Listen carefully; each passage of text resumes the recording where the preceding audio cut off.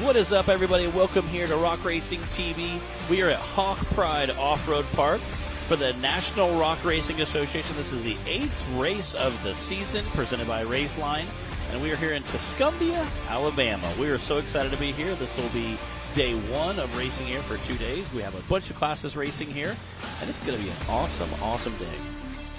That's right, Matt. We are enjoying some beautiful sunny weather, hanging on to the end of summer here and coming into the end of the season. Like you said, it's race 8 out of 10, so that means we are winding down. But we still got lots of great racing to come. You mentioned all the classes we're going to have racing. So today we will going to be starting off with our UTV stock and our UTV cup classes.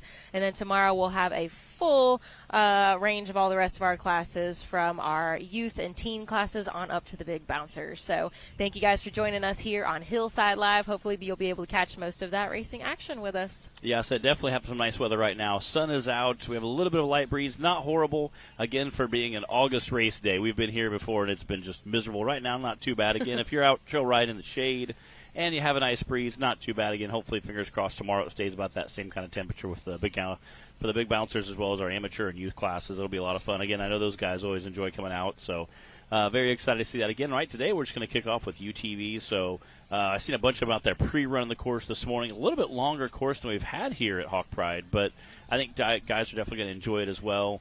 I know the track workers and Clyde were out there kind of prepping yesterday, changing the track around a little bit than what we've seen maybe in some of the years past, making a little bit smoother transition so we can see a little faster time. So I think we're going to see. All right, Taylor's saying he has the course layout for this is going to be our stock class. You can see they're going to start out going through a little bit of a woods section, making that long sweeping right-hand turn, going down through that gauntlet, a little bit more rock section, and then they have just a long straightaway to the top of the hill. They have some little troubles at the top of the hill, but I think these guys won't have too much of an issue. All the way back through a little bit of woods through that finish line. Again, the stock class will be a lot of fun. These guys are going to be pushing really, really hard, and they're going to have fun with it. I know we have some guys out here that are subbing in for people. We were getting some updates right before about who's subbing in for who, but definitely going to be a really good time. Well, and speaking of these course maps, all of our drivers receive these. Clyde sends them out a day or two ahead of time to all of the classes so they can be kind of studying up on these maps. And then, of course, they have the opportunity to come out and walk the course before the race and even do some pre-running if they want to before our drivers meeting and actually get the vehicle out on the course. So it can be a little confusing once you get out there and your head is in race mode and you're just trying to remember, which rock you were going to stay to the right of and which tree you need to go around. And so they get these maps ahead of time and get a chance to kind of solidify the course in their head. So we do occasionally see someone get lost on course. We always hate to see that. We don't want to see anyone get DNF from getting lost on course, but we do everything we can to help them figure out the course. And I've been on the course before when I've literally been coming up to a turn and I'm looking at the course worker and they're pointing that way. And I'm like, oh, thank you. And then take off, because sometimes we have different courses, again, for guys who race UTV and bouncer or guys who race spin class and bouncer.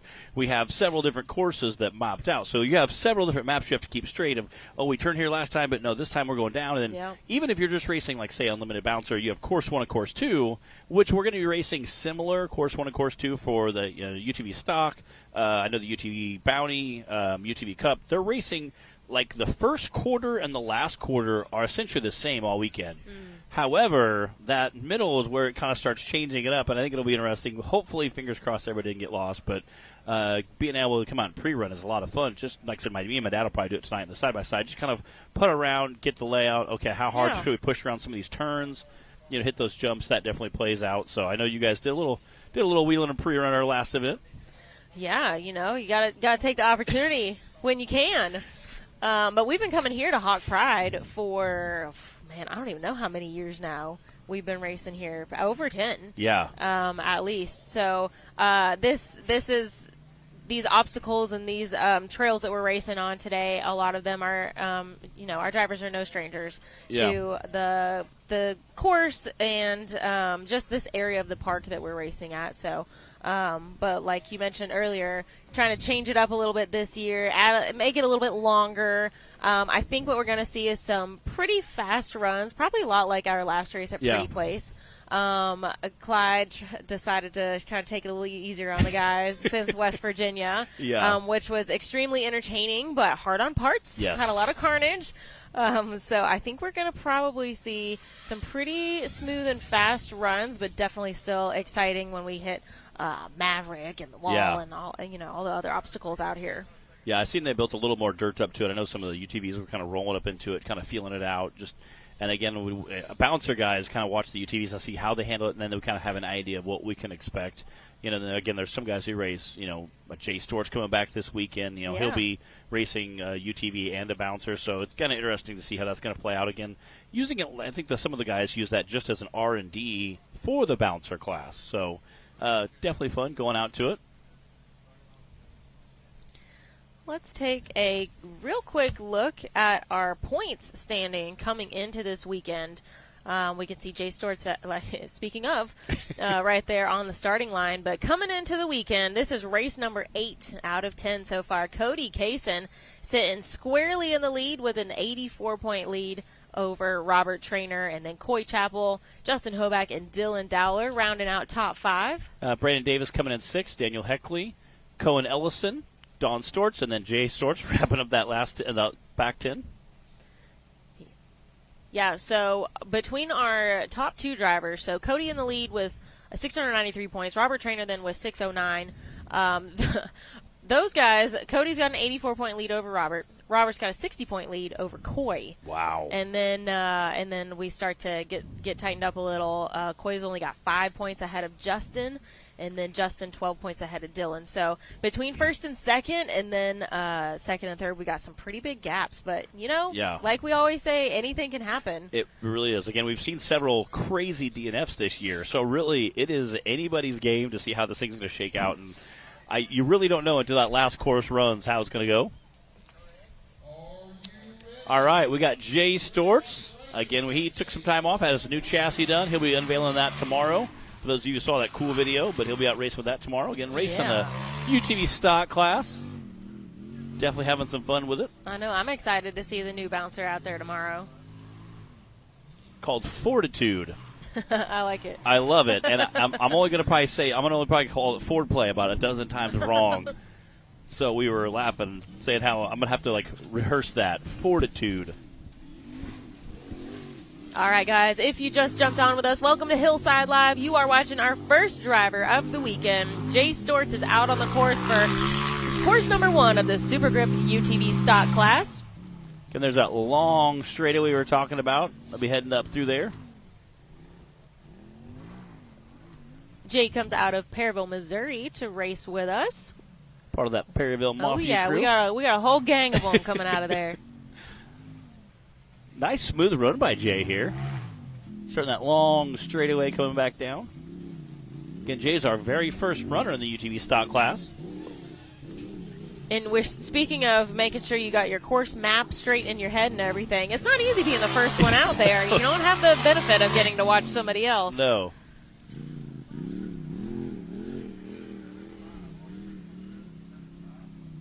That's a 75.617 from Mr. Jay Stortz. And I'm so glad to see him back out racing with us. Yeah, we missed having him out here for sure.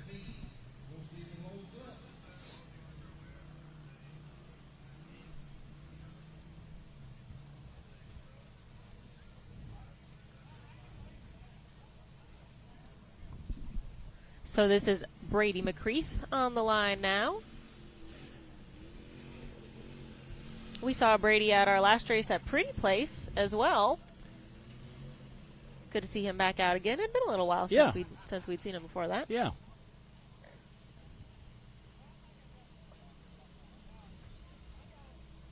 Letting the dust settle a little bit out here.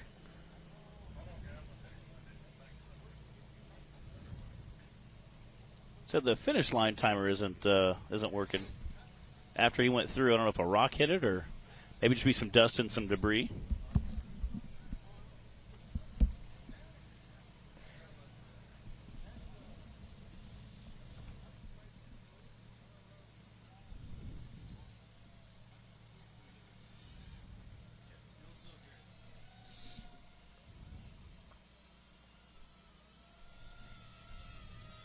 Definitely enjoying this nice, beautiful breeze here this afternoon.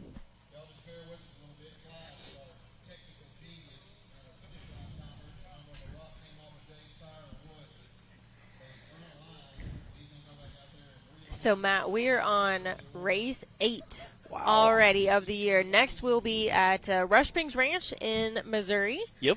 And then after that, it's going to be finals. It's so crazy. Each Kentucky. year, it feels like the season is 470 months long.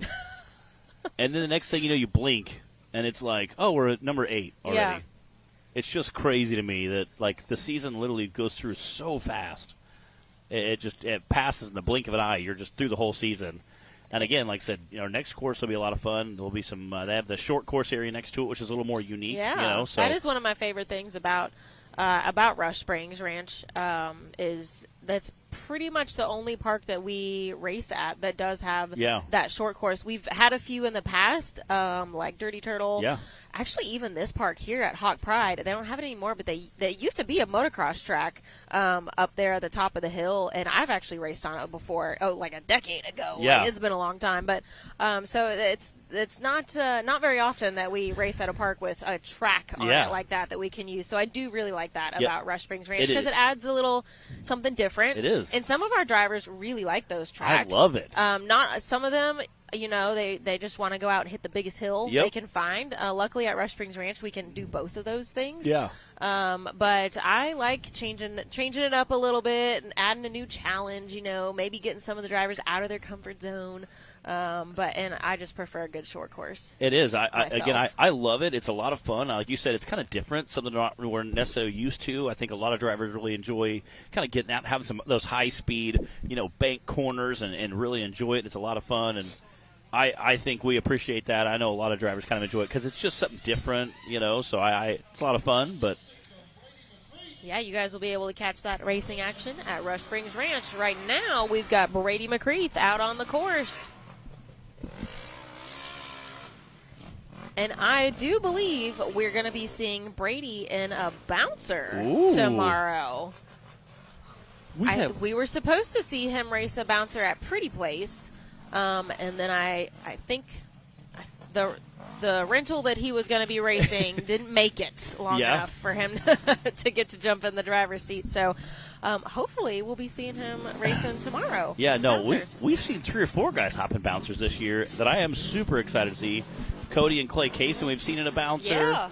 We've seen a handful of guys hop in them that is just very, very fun. So this is our second driver of the day, of the weekend so far. Time to beat right now is a 75 from Jay Storts. And a big hello to our online audience joining us at Rock Racing TV on our YouTube channel, and to our live television audience joining us from Power Sports World. Thank you guys for watching here with Matt and I on Hillside Live. Oh, and I see some plastic trying to let go there. That's all right. You don't need that to race. Yeah. It's lightweight. Lose some weight, yeah. 78.559. A great run from Brady.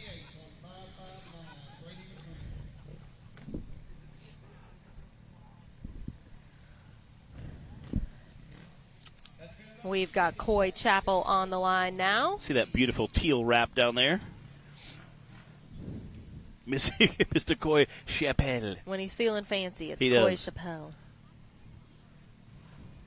We were teasing him last time we were at this park. A bunch of us went to a Mexican restaurant and had a really good time. And Timmy was here with us. We were pretty ornery. We had a good time. I believe it.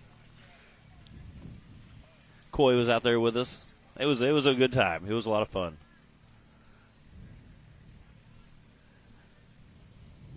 Coy is one of our Middle Tennessee fellas. We got several that represent from the Middle Tennessee area. Coy is coming into the weekend third in points in our UTV style class, 549. Ooh, just sailing over that jump. It's a pretty tight turn also to enter in the creek bed down here. We've seen some carnage in this creek bed before, too, in years past. We'll see what this weekend brings.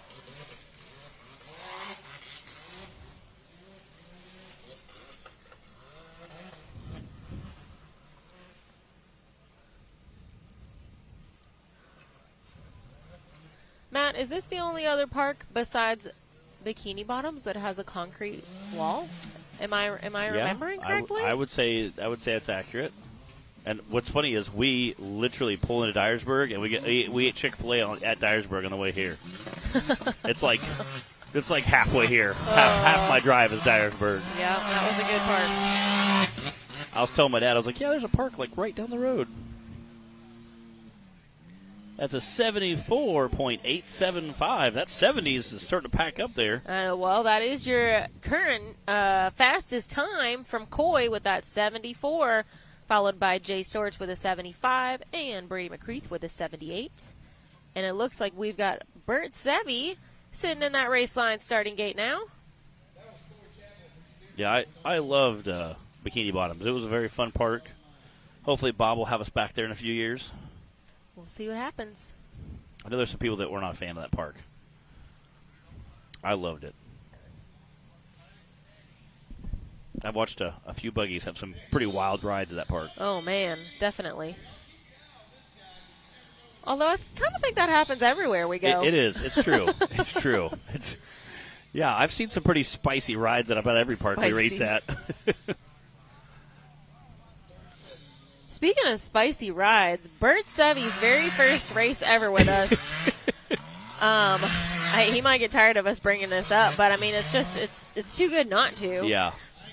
He basically kind of totaled at least the front end on this rig, and his very first race with us at Windrock earlier this season, and it was rough. He just found a tree stump that did not move. Yeah, he annihilated that front end. So we love when we get new drivers coming out to race with us. We want everyone to come join in the fun, but we hate to see it when it doesn't end well for them. So the great thing about that is Bert did not let that stop him, and he has been back racing with us most of the rest of the season since. Got this thing back together and has been doing a great job and laying down some really good, smooth, fast runs. And he's got his daughter, Aubrey, racing in our youth class as well. So we love seeing the Sevies out here. And I got to see him, I think it was the next race he was racing at. I got to talk to him a little about it. And he just was in such high spirits at the next race, just excited to be here, having fun, just enjoying it. And it was so great to see a guy who did have just a very rough first course come out and just be so positive and encouraging at the second one that it was just really, really awesome to see. Now, you got to be having fun. Otherwise it's not worth it. It's not worth the dust and the mud and the broken parts. 87.491 for Bert Sevi.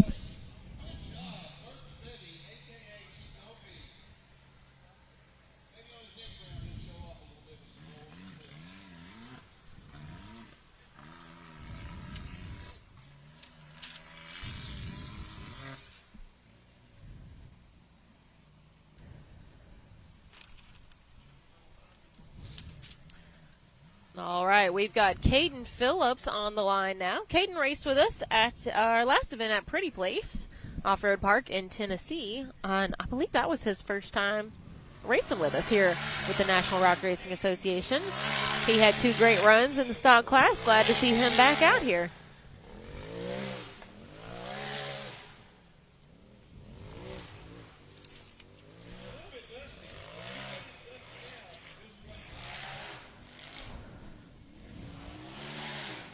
Again, these jumps kind of just enough jump to slow everybody down as they're coming back through, transitioning from one side of the woods to the other.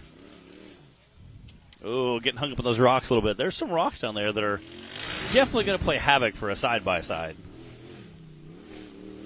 I think some of the bouncers won't have too much of an issue, but definitely going to at least check up a little bit on the side-by-side.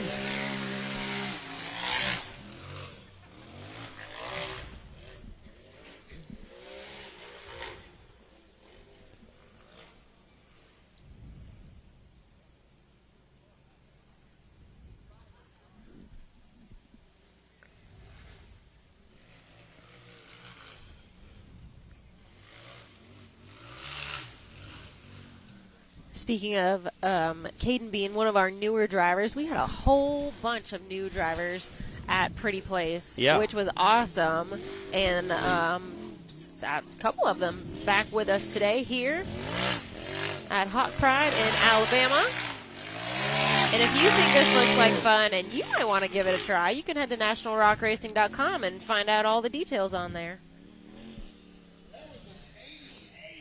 That's an 88.860 for Mr. Caden Phillips. Yeah, we did have a bunch of new drivers hop in with us, and it was a good time. It was we did have a few longer recoveries. It was 2 long days of racing, but very, very good time. We had a lot of fun.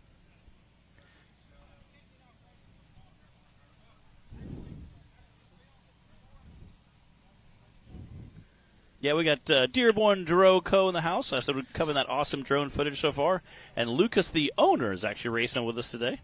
Appreciate him coming out and doing some sweet drone work. Again, we always appreciate him. He does a great job of kind of getting right in behind that buggy and being able to follow us without crashing. You know, we see every once in a while they get a little too close and take a rock to the face of the drone. So unfortunately, they're sometimes a little bit have a quick recovery on those as well. But luckily, we have a cameraman that's able to run down there with a UTV and pick them up, bring them back. And those guys keep them all going together. There's about 10 of them lined out, usually with spare parts they steal off of, and they do a great job and get us some great coverage. And the cool part is they can get coverage to the racers, so we can use it for our channels as well. So make sure you guys go out and check out your favorite racers channel. They do a great job helping us, making us look cool. We've been spoiled by drone footage over the last few years, for sure. Yeah. It's a game changer out here to cover these courses. Daniel Heckley out there now. Daniel had a 3rd place finish in the stock class at our last event at Pretty Place. Out there also racing a Can-Am that can. Brandon Davis made his famous. Oh, that sounded crunchy.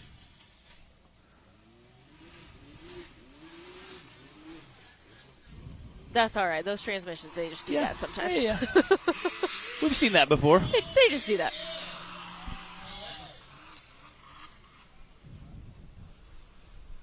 We'll see Daniel racing in the bouncer class tomorrow, too. Of course, in Hillbent. He has definitely laid out some very impressive times this year with that big monster buggy. He's getting after it. The time to beat right now is a 74 from Coy Chapel. See how he did.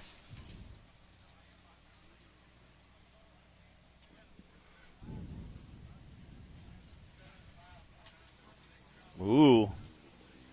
75.976. A great time from Daniel Heckley. Not enough to get Coy or Jay Storts, though. That is a 3rd place time right now. So Coy with a 74, followed by Jay Storts with a 75.6. And now we've got Daniel Heckley with a 75.9. Justin Hoback coming up to that Raceline starting gate now. Speaking of Raceline, they are our presenting sponsor for the weekend, so a big thank you and shout out to those guys and to all of our sponsors for helping us do what we do here and enabling us to be able to put on events like this. Yeah, we got some sweet those new Raceline rhinos they came out with on the hyperactive rock bouncer. We appreciate them. I know they've been a partner literally since like the dawn of rock bouncing. Yeah. Greg's like Mr. Raceline.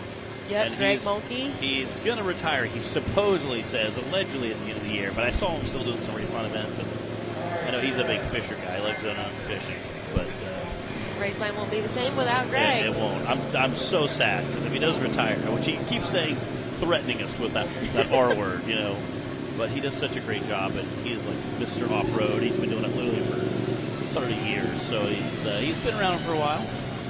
Does a great job. He just, like I said, he's very immersed in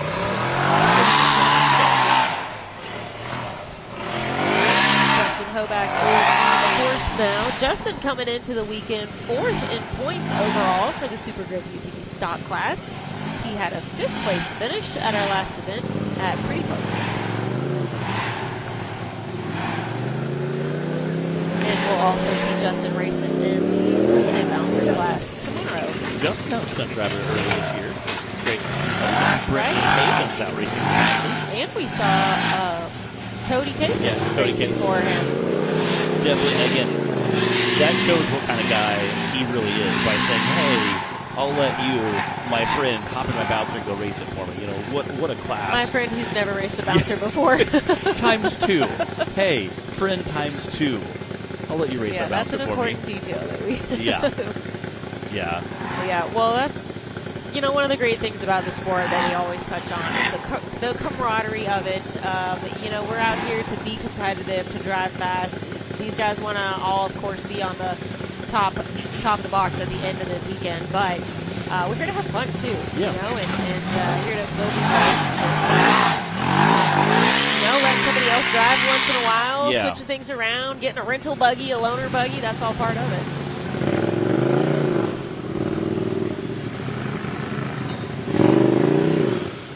That's a 79.356, which goes home with the right rear flat.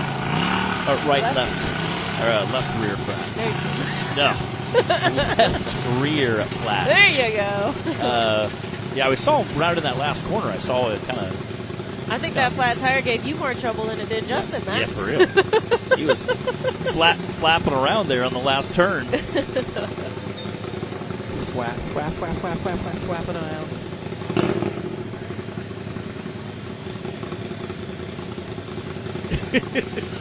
Taylor back there heckling us. It's been a great day. Again, shout out to Taylor and all the other people out there running cameras. We have a huge camera crew that makes this television show possible. They do a great job. They sometimes are out in the sun eating rocks and dust. Actually, it's not really a huge crew. It's just a very dedicated, hard-working small crew. Yes. that can get it done like a big crew. They really can. They do a great job again. Don Curtis out on the course now. Getting things done. Yep. Don Curtis is our inaugural VIN class champion. I keep pressuring him to build a bouncer. He said, we're working on it. And I was like, all right, getting parts together, building the chassis. He's like, we're working on it. Wow, he is flying off that jump. This is Don's second year racing this 2020 Razor Pro XP. Like Matt said, he started out with us in the VIN class in his big old square body. Yeah. That big Chevy truck.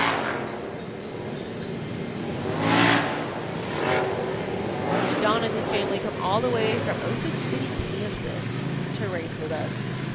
So they've got a little bit of a haul for a lot of our races. And I thought this would be a really close race for him. 4 or 5. He's like, no, it was 11. I was like, oh, wow. Yeah, we definitely recognize and appreciate the commitment that it takes to be involved in a series, especially being at all the races, between the time, the travel, the money. Yeah. I mean, all of it. That's a lot of money. It's a commitment. 78.594. But it's such a fun sport, and the people involved in it are so awesome.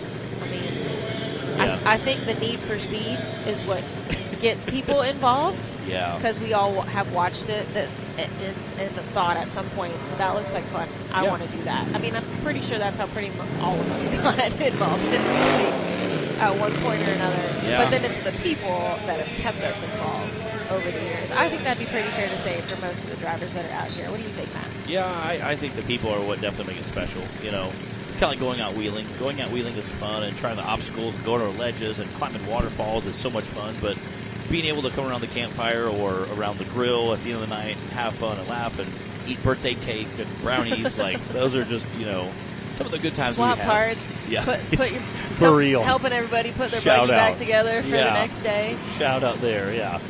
Put parts on to get it going, help people borrow tools or whatever it takes to get it going.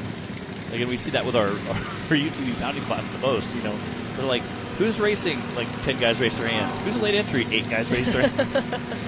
You know, so shout out to all those guys. You know, they a lot of times they late enter because they're not sure if they can get the buggy still together. So we see that a lot with our with that class, which is always, again, a lot of fun. We appreciate those guys and all they do.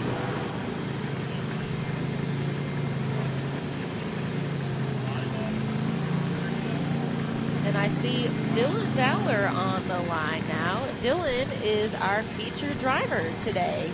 Matt and I do something on Fridays called Featured Driver Friday, where you might notice that we are repping one of Dylan's shirts. So we like to just have a little fun with it and show some love and represent a driver on all of our Friday races. So Featured Driver Friday. And today that is Dowler Motorsports. Yeah, very cool. And he has like both his side-by-side and his cup rig on the back, which are really bright, lots of fun colors. I said, let me guess, your mom had something to do with that. And he was like, yeah, she did. It's like, she would email me and be like, this looks great. What do you think? I'm like, yeah, it looks great. And then she emailed like 10 minutes later, what do you think about this one? He's like, they all look fine. They look awesome. So, well, the shirts turned out great, and we're happy to represent.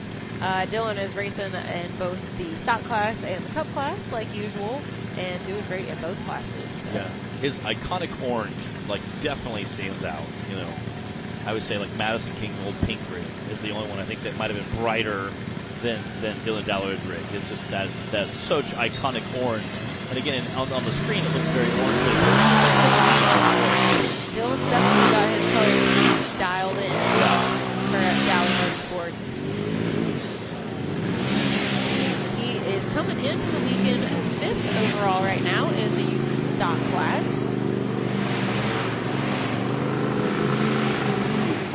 He's sitting 3rd in the cup class. So, have a pretty solid season so far.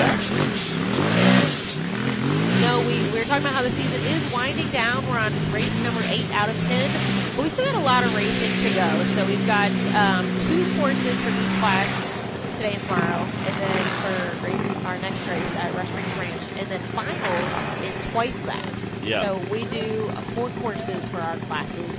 So that's that many more, double the points that are up for grabs or up for loss, however you want to look at it, and it can. Things can still be shaken up right until the very end as far as those that are in the points chase. So even though we're on definitely the downhill side of the season, we still got a lot of racing still to come. Yeah, double the points, double the fun. And double D racing. Yes. There's a big rock Double D stalled out in the creek bed here. Yeah. There we go. No dilly-dallying. Come on, Dylan. Yeah, say that 3 times fast. That's an 86.214 down.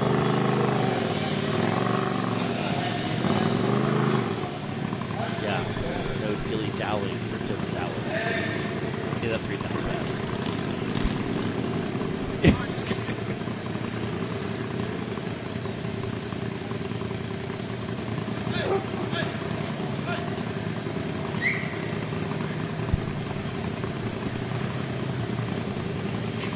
We've got Ashley Callahan on the line now. Ashley is actually running for Dan Carter's points in the stock class. Dan is still going to be running in the stock class. And hats off, because Ashley is our only lady driver in the stock class this weekend. So we always love seeing our female drivers come out and hold down the fort and represent for all the ladies. Yeah, I got to talk to her. Madison King racing in the cup class later today as well. I got to start her a little bit beforehand, and she was so excited. She's happy to be out racing side by side. She goes, it's a lot of fun, a little nervous, a little excited. Yeah, sounds about right. And her husband said, it's okay, look, whatever you feel, just go out and have fun. Yeah. Don't be nervous, you know, just wherever you feel happy.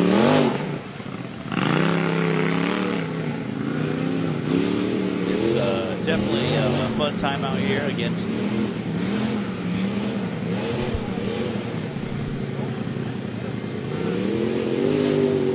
we mentioned it a little bit earlier, but if you think that this looks like fun and you have some kind of rig at home that you might want to try, or your kids have, you know, we have a youth class, we have a teen class, we we've got multiple UTV classes. UTV stock that you're watching right now, UTV Cup, you're going to see in a little bit, and UTV Bounty running tomorrow. And then we've got limited bouncer and unlimited bouncer. There's literally an option for everybody out here, no matter your, age, your budget, what you might already have sitting in the shop.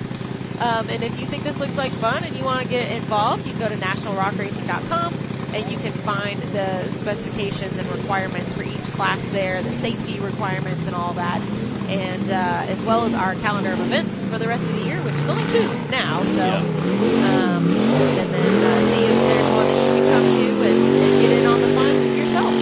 Yeah, again, that's the kind of cool part. Is you can literally race any class at any age. All right, Ashley did finish the course. Unfortunately, coming back through after that first wood section, she didn't go over that second ramp. So unfortunately, that's going to be an DNF. Although she did complete pretty much the entire course. She did an awesome job. She did. We hate seeing that for any of our drivers when they get a DNF, getting a little lost on course. But so the banners that are on course. Not only are they there to advertise for all of our wonderful sponsors, but they're there as well to make sure that every driver is running the same course, or at least as much as possible. No cut corners, no, maybe to try to find a little shortcut. Yeah. So the banners are there to mark the course. So that is one way we can make sure everybody is running the same thing out here. Again, you can recognize this iconic group. Cody Kaysen out there blazing through the woods. Again, this guy is just setting the world on fire in this class this year. Uh-oh. That doesn't sound good. I don't know if it did or an accident.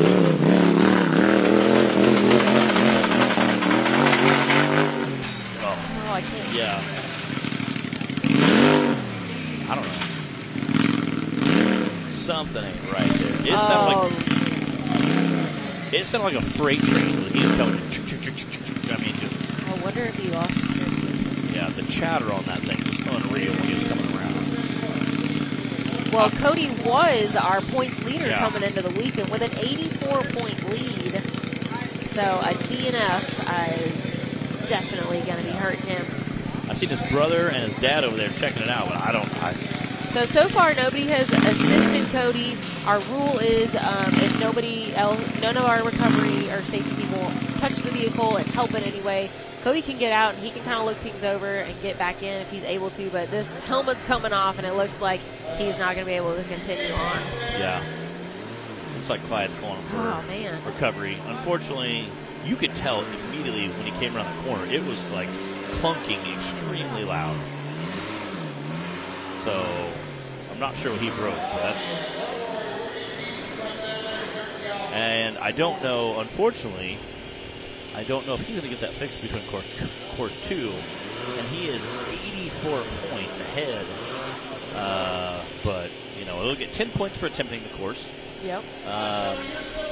So Robert Trainer is in second place behind Cody right now, so you're looking at losing. It's going to be interesting to see what kind of runs that Robert is able to put down today. And like you said, if Cody's able to get back out there for course 2 or not. I say losing possibly 40 points for course 1 and possibly 50 points for course 2. That's 90 points. And he's 84 points. So he could literally in one day go from first to second for the season. But the same thing could happen to Robert. It's true. So that's true. Or again, like I said, Robert has a bad time. Now Cody could still win first, but man, losing 90 points. We'll see. We'll have to see what the rest of the day holds, what course 2 holds for Cody Kaysen. But that is tough luck. I believe they live about 20 miles away, 20 minutes away. So I think that I think he could get it fixed for tomorrow, but I don't know if he's going to get it fixed for today. I don't know if he's going to lock that down before course 2. But I think he could, regardless of what it is, motor, transmission, drive shaft, axles, diff, I think he could probably get that. But the way that thing was clunking so hard coming in, and then he went to take off, and it didn't really seem like it was moving. So I'm going to say it's probably transmission.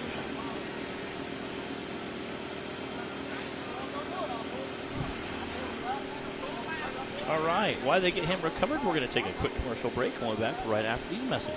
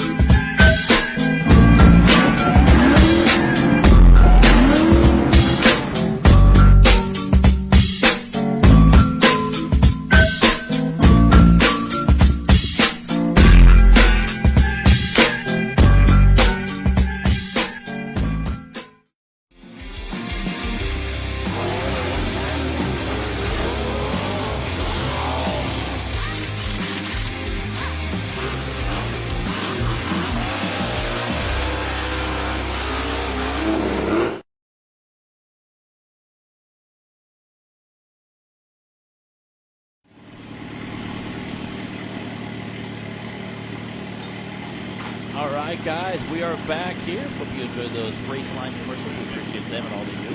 Again, I thought it was super cool that it's been family-owned since 1996. That's incredible. Family-owned business. That's great. And again, Raceline is our presenting sponsor this weekend, so we appreciate them and all they do for us. And they've been involved with the off-road community for a very long time. Craig's our liaison that's helped be involved with us in the sport for a very long time. We appreciate him. I know he's going to be retiring, if not this year, sometime soon. But again, the guy is like Mr. Raceline. He's been coming to events and helping with rock bouncing as well as all types of off-roading for a long time. He's doing a great job of that. We appreciate Raceline. I said their new Rhinos are what I'm rocking on the hyperactive rock bouncer. We're doing a great job. We hit stuff really, really hard with them. So far, we haven't been or broke one this year. It does happen from time to time just because we're hitting, rocks at 40, 50 miles an hour. So they can take some abuse, You can. I've put a little abuse on some race lines in my day. Yeah. Too. We had the Monster Ford W box on it. See, I like the 20. Yeah. Really clean. Yeah. Really clean. Cody Casey getting pulled off, and that does not sound good. That sounds really crunchy as he gets pulled off. I don't know if you guys in the viewers it sounds really bad.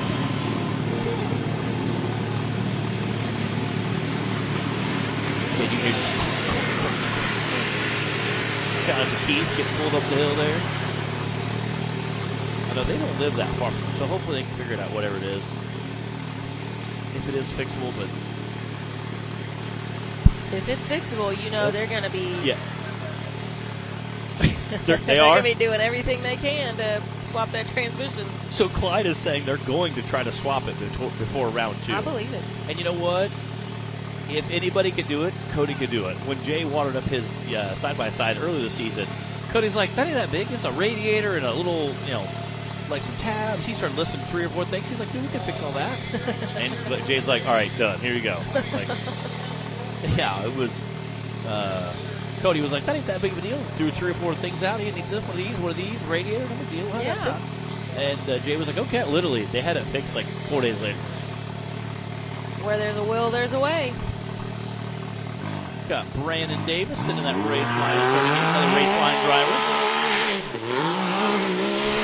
He's running the Mickey Thompson Baja Pro X on the UTV, but he did just pick up a Ultra 4 car, so he's running Mickey Thompson on the 4 car, but it's more like an all-terrain tire, similar to the Desert Guys race a similar tire.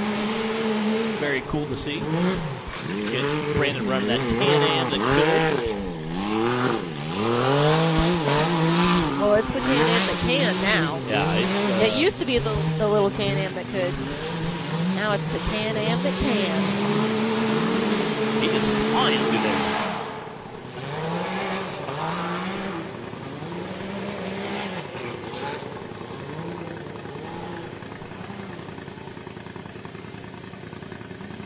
Brandon comes out of Huntsville, Alabama to race with us.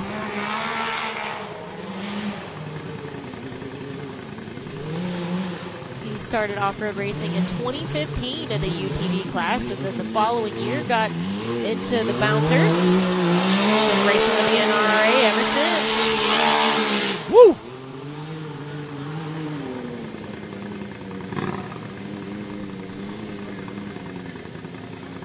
Wow. And with a 70.522, that is our new leader right now on course 1. That's going to push Coy Chappell with a 74 down to second right now. And then Jay Storch with a 75.6 in third. I believe we've only got maybe 2 drivers left, though, for course 1 of the Super Grip UTV stock class.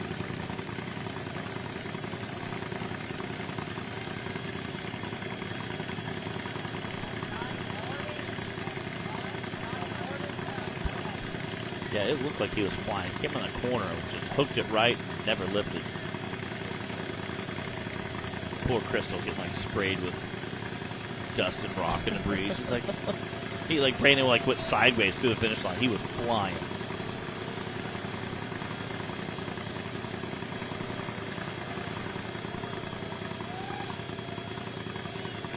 He was giving all she got, Captain.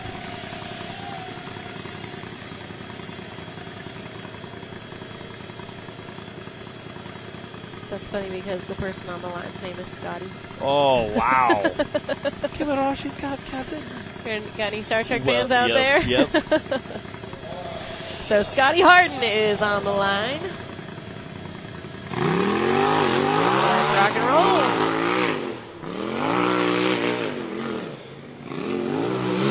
Scotty, another one of our Middle Tennessee gang that comes out and races with us. We got a decent little team. We do.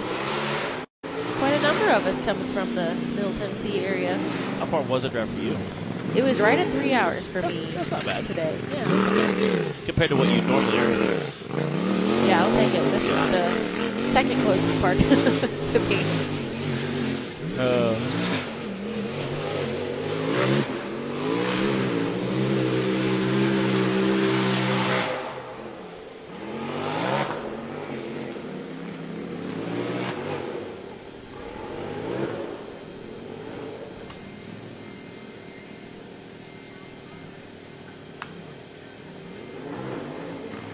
So we are at the tail end. We've got just a couple drivers left for course 1 of the Super Grip UTV stock class. And then we're going to move into course 1 for our RCB Axle UTV Cup class.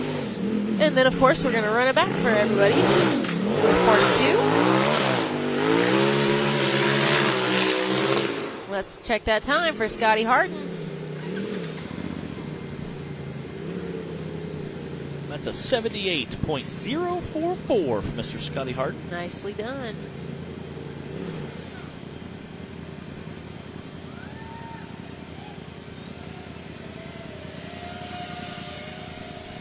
Yeah, we have some pretty good classes this weekend as well. Again, last event we had, I think, our record number for this year. We had really full lists for all of our classes at our last event. But actually, we do this weekend too. Yeah, so this weekend it looks like a pretty packed out house. We've got leaderboard. Take a quick look at our top 5 right now. Brandon Davis sitting in the lead, followed by Coy Chappell, Jay Storch, Daniel Heckley, and Scotty Harden rounding out top 5. But we've got Robert Trainer on the line right now. Robert's coming into the weekend second in points behind Cody Kaysen. And we just saw Cody have that DNF and now have to go fix a transmission before course 2 if he doesn't want to have a second DNF. So it's no pressure, Robert, yeah. but No now's pressure. your chance. No pressure. Now's your chance. Yeah. Robert also had a 4th place finish at our last event at Pretty Place. Yeah. And again, anybody can do it. I believe Cody can do it.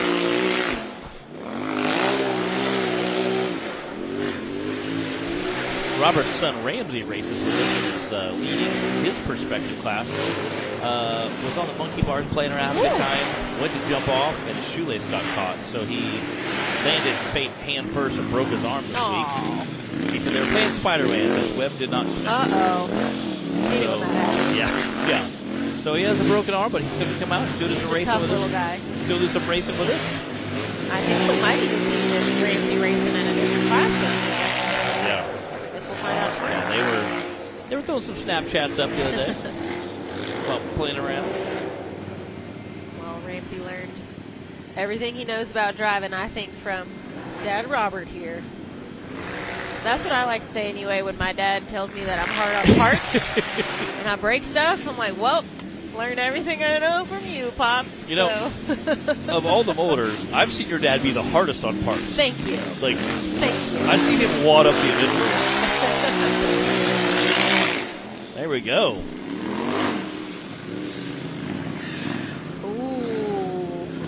70.459. That is your new leader here on course 1. Barely. Robert with a 70.4. Brandon with a 70.5. Get her done. Oh, man. Get her done. All right. Cohen Ellison is going to wrap up course 1 for the UTV stock class. Cohen drew number 13. And if you are newer to the series, one of the fun things that we do here, it's basically just a little that's for fun. That's a little something extra for the drivers. Whoever draws number 13 has the option to either stay at that 13th spot or to go first or to go last. And Cohen chose to go last today. So he moved, instead of going 13, he is going to wrap things up for us here. And I'm not even sure how that rule got started. It's been around a while, so. Clyde one day was like, hey, this would be fun. Let's try this. And I'm so glad it did because it's so much fun. It is. Adds a little bit extra spice to it. It's a lot of fun. Yeah, Matt, you do our driver drawings on the Sunday preceding each race. So you get to draw, you have a little show where you get to draw those numbers, and like you said, it just kind of adds a little fun, a little something extra to all the proceedings. and if you're the person that gets the 13, it's a lot of fun because now you can choose. Yeah. And now really strategy comes into play. Is it going to rain? Is it going to be fast? Some courses will get slower. Some courses will get faster. So now you kind of have to really go out and read the terrain and go, okay, do I think this is going to get faster? You know, a lot of rock ledges aren't going to change, but some dirt area might be. Some courses going first might be a benefit, but others definitely not. Yeah. So now a little strategy comes into play. Looks like Cohen is through the finish line. Let's check that time. 79.810. Very solid time from Mr. Cohen Ellison. All right, I think that wraps up our UTV stock class. Again, it looks like I think we have only a few DNFs. We had some breakages on. Again, one of them being Cody. I have no doubt. Clyde said they're going to go up and try to get that transmission changed. I have no doubt if anybody can do it, Cody can finish knocking that back. We're all going to find out and before too long. Yes. He doesn't have a whole lot of time, but let me give you guys a real quick rundown. Our top 3 right now. We can actually do a top 10 in just a second. I think they were entering Ellison's time back there. Keeping you guys in suspense. Yes. Our tech team were cracking the whip back there. Working on that leaderboard.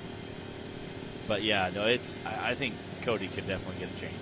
If anybody, I think Cody would be my best shot. He's got his work cut out for him. That's a chore to get it all changed. All right, let's check out that leaderboard. Our top 10 after finishing course 1 of our Super Grip UTV stock class. Man, Robert Trainer came in right at the end and swept to the top spot with a 70.4, followed by Brandon Davis with a 70.5. And then we've got Coy Chappell, Jay Storts, and Daniel Heckley rounding out top 5. Scotty Harden picking up that 6th, followed by Brady McGreeth, Don Curtis, Justin Holback, and Cohen Ellison wrapping up that top 10. We're going to take a quick commercial break while we get everything reset for our UTV Cup Series, and we'll be back right after these messages.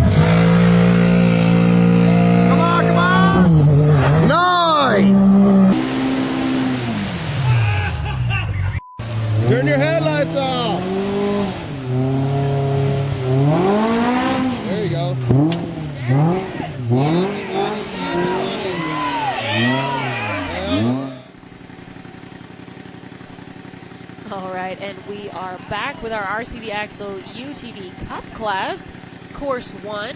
We'd like to take a look at the points coming into this weekend. So Cooper Bentley is in the lead, but not by much. Wow. 2 points ahead of Clay Kaysen coming into the weekend. Dylan Dowler hanging on to that third place spot. Then Matt Myrick and Dustin Medley rounding out top 5. Casey Howell in 6th. Ethan Hunt in 7th. Braden Upchurch in 8th. Jesse Phillips in 9th. And Madison King wrapping on the top 10. Lady wrapping up our top 10. That's right. The UTV Cup Series. All right, so with only 2 points separating Cooper and Clay, I'm pretty interested to see how things are going to shake out for today. It's not much of a lead. And then Clay's got 34 points ahead of Dylan. We're pretty spaced out between 2nd, 3rd, and 4th. They've all got 30-something points between them. So, we'll see what happens. You're 3 points between places on the top few on a course, and we're getting ready to race 2 of those today. So, again, anything gets shaken out, so it's going to be a very fun day. Again, this is a UTV Cup Series. This is a course layout. Again, very similar to what we saw in the UTV stock class. They're going to come out, go through a little bit of wood section, come back down, do some more wood section, and that same long run coming back. They have a little bit more rocky section. They're going to be doing some more hills, little rougher stuff. It looks like they're going to be coming down some of Maverick over there, the rocky ledge section. That's what they call that here at the park. So that'll be interesting to watch. And lucky for them, they're coming down it. They don't have to go up yet. And let's head to the starting line and see who we've got starting things out for us. Again, a very rough section they're coming down, so it's always interesting to see how hard guys push, really, these massive rock ledges. All right, so I'm seeing Ethan Hunt's buggy, but I'm thinking it might be Wade Good driving for Ethan's points today. We'll see if we can get some confirmation on that for you guys.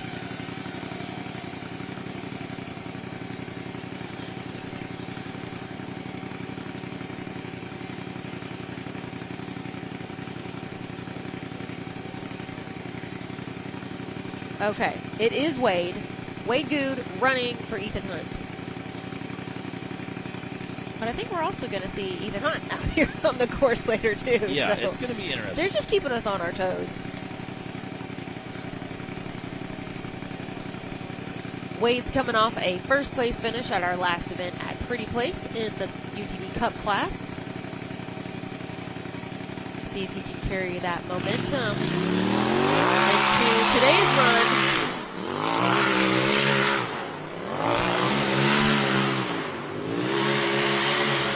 And you can see that dust just obliterated. They take that first corner through there.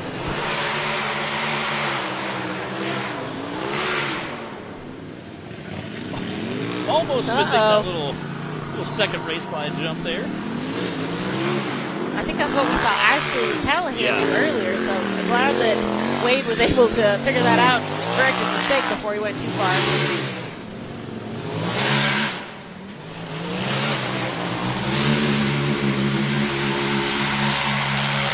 Wade's been getting back to his roots of the UTV racing after several seasons in Bouncer. Of course, we'll still see him drive Bouncer tomorrow as well.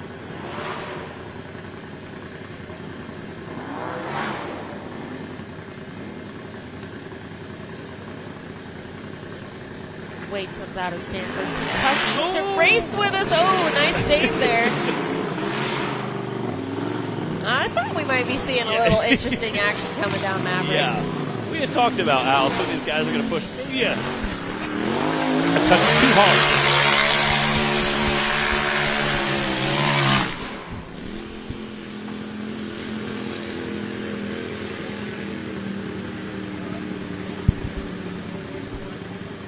81.405 for Wade Good.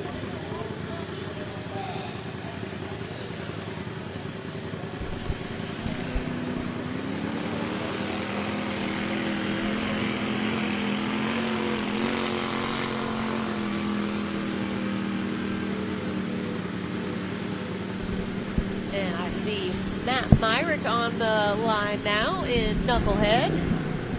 I'm not calling him a knucklehead. Yeah. Let's be clear.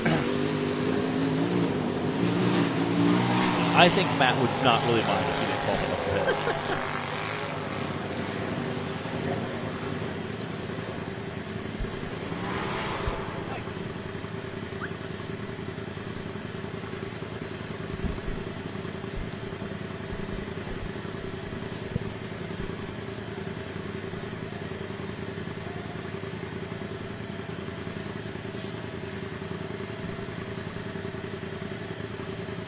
Matt Myrick's been racing UTV since about 2016. He got his start being behind a camera originally, and not behind a steering wheel. If you guys have not heard of Busted Knuckle Films, well, you need to make your way on over to YouTube and check out the Busted Knuckle channel, and you'll become familiar real quick. Matt has been an integral part of this off-road racing world in general, and especially what we do in the sport here with rock bouncing and with the series with the NRRA. And you can find some awesome content from him from over the years at Busted Knuckle. They've also got the Busted Knuckle Shop in Big Berkey, where they put out some awesome rigs. I think they've nailed down the formula to building a rock bouncer. I got to see Matt's floor team, and it's pretty slick. They got cup holders and dome lights and all the good things. Matt has definitely gotten very comfortable in this rig so far this year. Yeah, Matt's coming into the weekend 4th in points overall, and he had a 5th place finish at our last event at Pretty Place, so he's definitely been having a real solid season so far.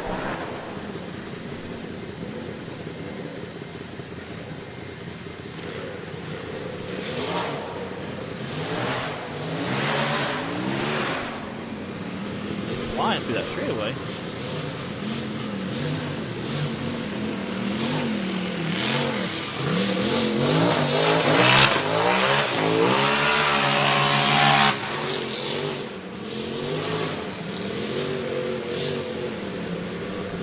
That's an 80.608 for Matt Myrick. And currently our fastest time of the two that we've got.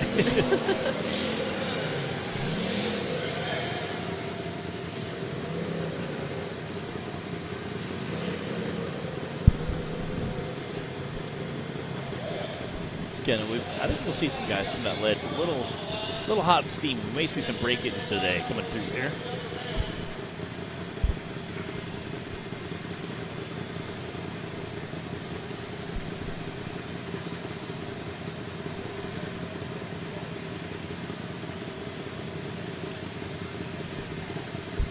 All right, we got Ethan Hunt racing for Casey Howe. And again, I heard the reason they're doing this kind of crazy fun shakeup is because of superstition. Essentially, it's going to boil down. Oh, I thought it was for points. Yeah. Superstition is what it's kind of getting chalked up to be. Which I love. I love a good superstition. Baseball has a lot of them, so it's always fun to hear those.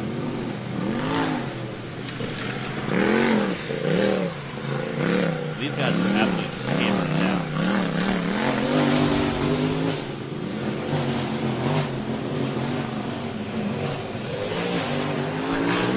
Another one of our Kentucky drivers heading south with us this weekend. We are at HawkPride Offroad Park in Tuscumbia, Alabama. Pretty close to Muscle Shoals. Yeah. Most people don't know Tuscumbia. Yeah. That's where we stayed at last night. We got in 8, 10 o'clock last night. We stayed in the Muscle Shoals.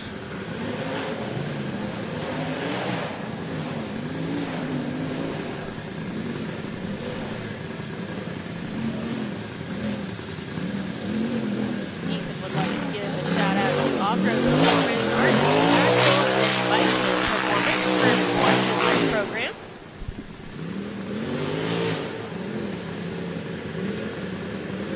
$78.866 6. That is your new leader.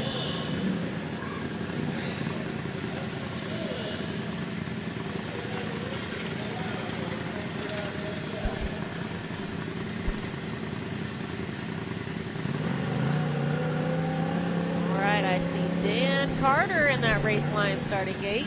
And Dan had a stunt driver for his stock class.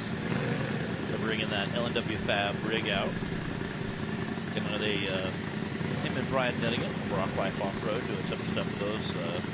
With the off-road in general, they do a lot with the off-road UTV class. As well as they have a sweet podcast you can tune in and check them out on.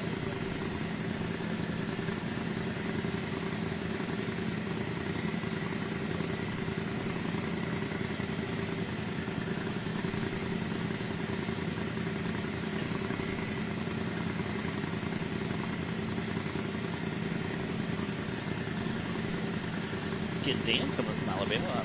Probably not too far of a drive for him, I'm sure. I know he opted just to do the radius. I know him and the King family both are just doing a radius. Everything within so many hours they're doing this year. So we're used to seeing Dan race several classes with us. Yeah, it's a lot to talk a little bit about the commitment of being a seasoned driver earlier. And, we race as far east as West Virginia, as far west as Missouri, a little bit of everything in between: Arkansas, Tennessee, Kentucky, Alabama, Oklahoma. We've raced in Texas before. We've been, yep. Haven't done Texas in a couple of years, but that used to be our westernmost race. So yeah, it's a lot, and we're just glad for whatever events our drivers want to come and join us for. And we definitely understand that it's a lot to do a full season. It really is. Always love it when Dan and Jody come out here. They're a fun crew to hang out with. They are. You guys should go follow Dan on social media. He's usually got some fun stuff going on. You can find him at Dan Carter Racing on the social platforms and also dancarterracing.com. Dan is also the co-host on Out the Top podcast. If you guys want to have a listen and see what those guys are up to. Dan got his start in racing with BMX bicycles when he was just 5 years old. And his need for speed eventually got him behind the wheel of a UTV in 2017. He's been a seasoned driver since 2019. That's an 86.474 for Mr. Dan Carter. Yeah, Dan's a good guy. I like Dan. We always have a lot of fun together. He can be pretty ornery too.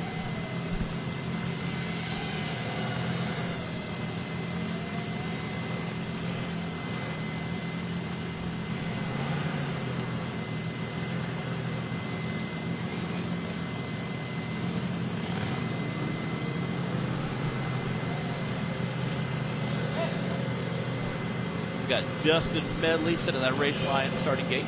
Again, he's running a 4-cylinder. That new Pro R Polaris motor that's been definitely dialed up, as well as he has rear steer on this buggy. I believe they had it up to a 600 horsepower. Now they're back down to 200 just because it makes it a little drivable. But again, I can only imagine what a monster this thing is to drive. To have that much 600 horse in a UTV. Is that crazy? And it has 4-wheel steer. Like, I bet that thing is just... I'm a fan of rear steer. Yeah. Put it on everything. Yeah, I bet that is just like just an incredible blast to drive. Not that it's fast, but it's also probably a lot of fun. The best donuts you'll ever do are with rear steer. Some Cyclones. Yeah.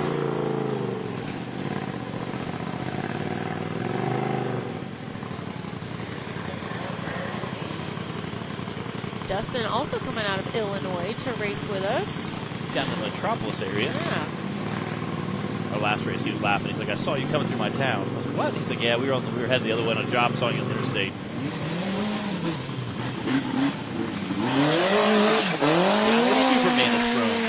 He is making quick work of this course. Let's check that time.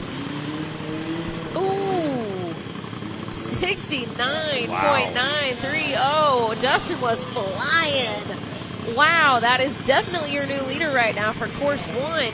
And that's going to push Ethan Hunt with a 78 down to second. And then Matt Myrick with an 80 in third right now. Wow, 69.9. That's flying. That was fast. Yeah.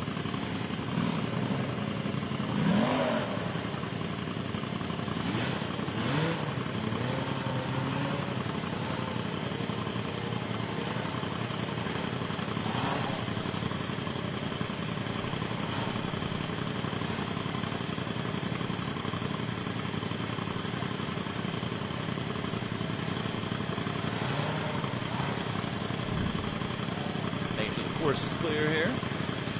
Getting everybody set in.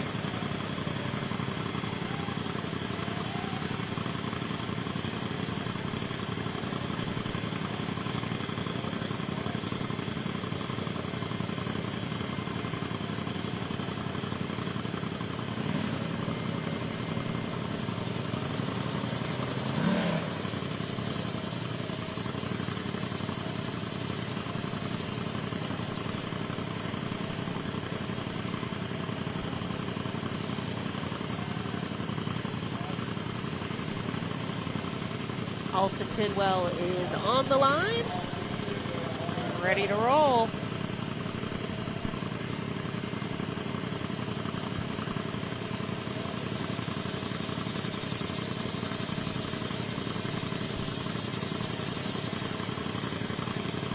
We're also going to be seeing Alston racing in bounding class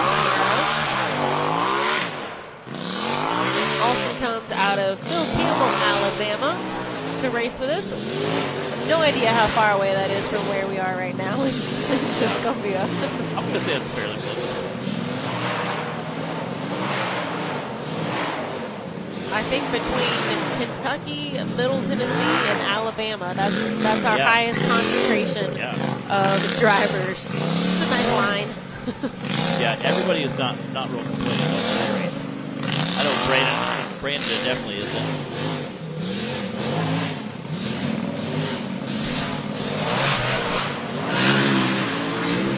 Quick work of that little gauntlet down there. Good shout out to Dearborn Drone Co. for our awesome drone footage this weekend. He's that UTV just whipping around at the top of that course. This is Alston's 4th year racing this buggy too. He calls it Whiskey Bend. 4 years, yeah, that's a pretty long lifespan considering what we do out here to these vehicles. That's a very long lifespan.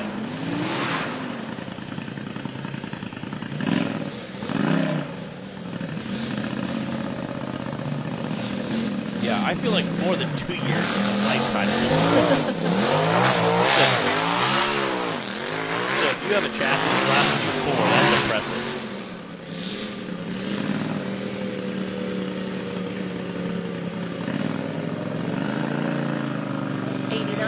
.923 for Alston Tidwell.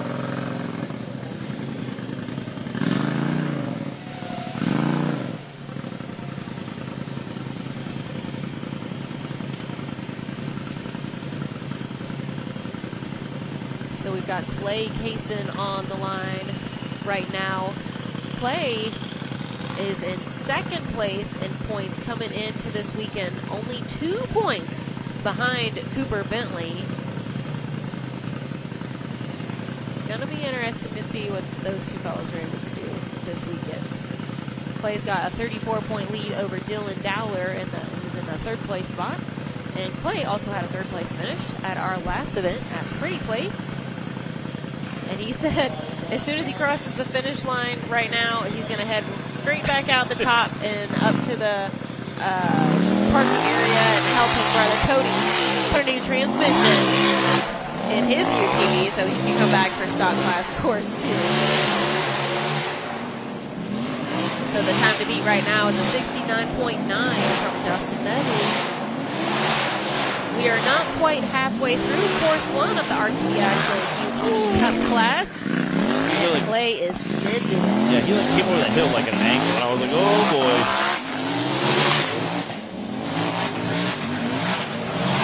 not many people are jumping a side-by-side through the air sideways. If we can hang on to this, this might be our new fastest time. And he's flying. Clay's been able to end up consistently on top of the box, putting this 401k to the test. Oh, bouncing his way down that Maverick Hill.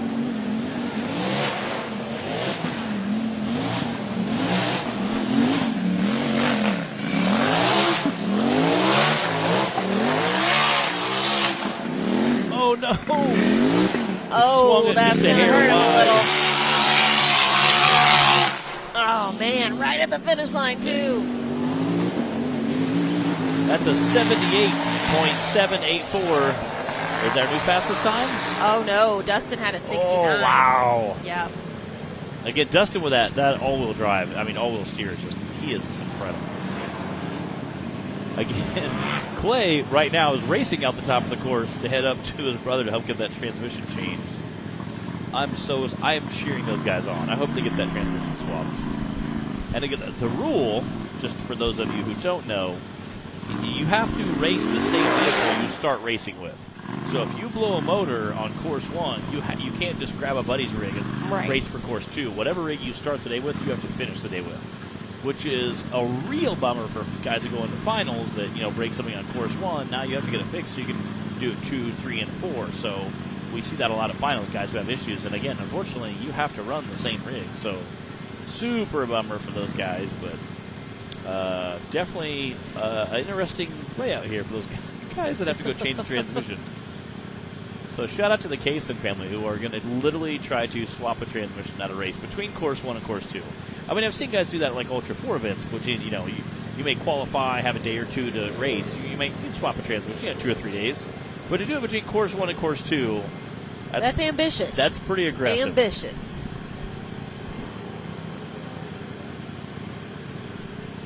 So fastest time right now is Dustin Medley with a 69.9, followed by Clay Kaysen with a 78.7, and then Ethan Hunt with a 78.8.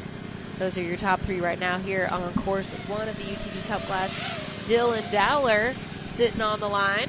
Dylan is our featured driver on this Featured Driver Friday. We are representing some of his new merch up here on the show. Something fun that I like to do on our Friday shows, just to show our drivers a little bit of love. Dylan has that iconic orange on his vehicle. Definitely stands out for sure. Dylan's coming into the weekend 3rd in points overall, so he's having a real solid season so far in the Cup class. He also had a 2nd place finish at our last event at Pretty Place.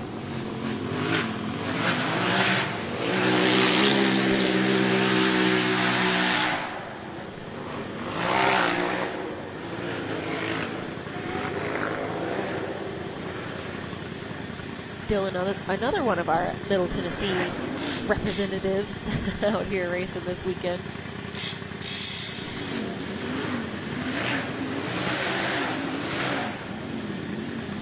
You guys can follow him on Dowler Motorsports, all the social media platforms. He is flying. They put out some great content from all of his races there. Wow. 68.462. That is your new leader right now on course 1. 68.4. Dylan Dowler taking the top spot and pushing Dustin Medley with that 69.9 down to 2nd.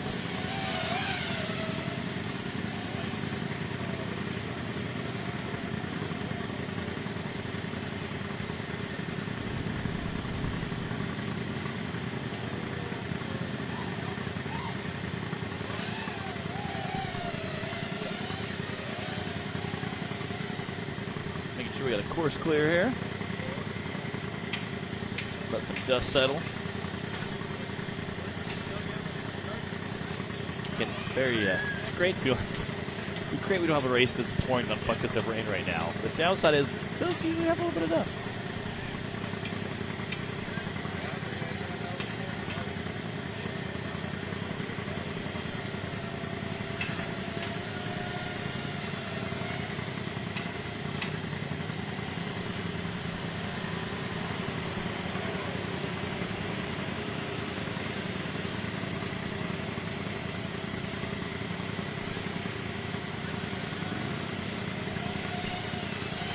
Looks like Braden Upchurch on the line now.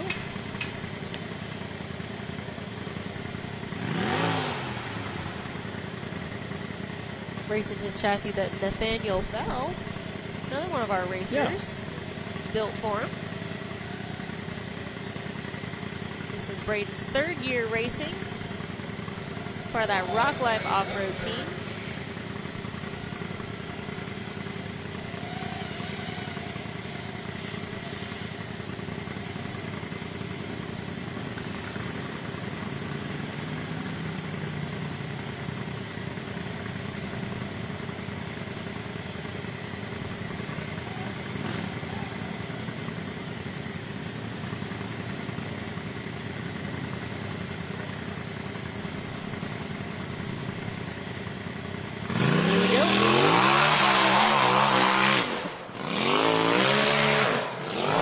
Cage is just a little bit wider than some of the normals, and it's actually really nice. Again, visibility is handy, being able to see as well as getting out. A little bit higher headlights and roll protection too.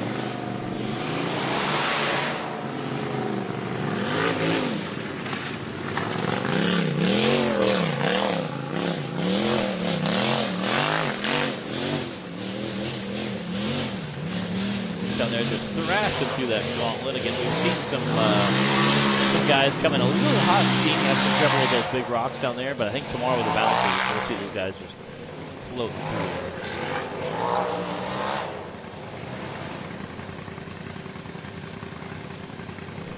Nice smooth run going here.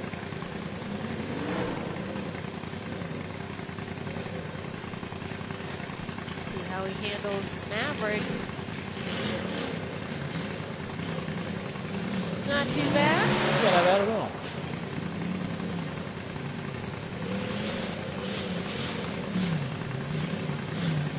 Braden would like to give a shout out to his mom and dad, Rock Life Offroad, Dirt Tires, LW5 Performance Side-by-Side Fishing, and Keaton Farms for supporting his race program. 80.667 for Braden Upchurch. Again, I was watching how tight that turn was. Tomorrow the bouncers will be making that same turn, and I think we're going to see some of those guys using that rear steer just to whip around there. I think this turn to drop and enter into the creek down here is one of the tightest parts. That's what I was talking about. Spots on the course. Yeah, the one when they're exiting, they're literally kind of ripping right around that corner, and they're cutting back. I mean, almost a complete 180.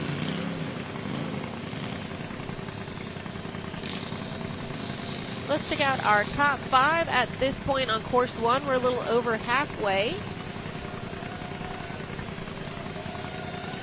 Dylan Dowler is in the lead with that 68, followed by Dustin Medley with 69. Clay Kaysen, 78. Casey Howell, and that was Ethan Hunt running for Casey Howell with a 78. And Matt Myrick with an 80, rounding out top 5.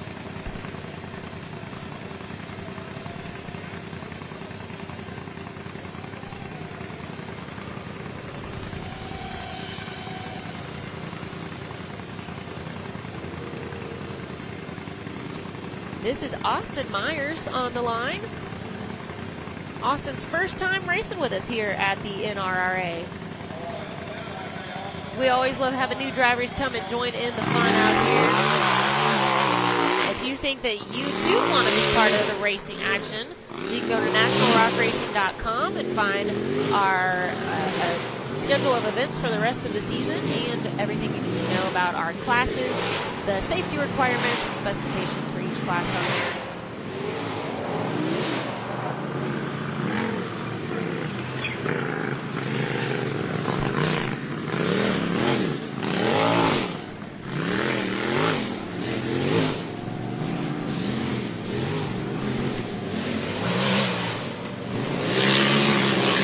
So far, so good for Austin Myers.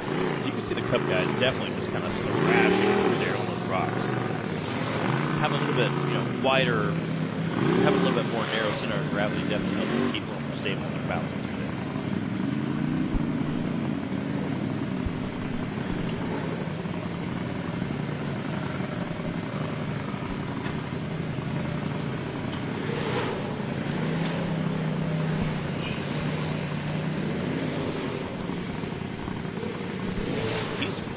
Awesome got a really great run going right now. It's going to be his first time racing here with us, but it's not his first time ever.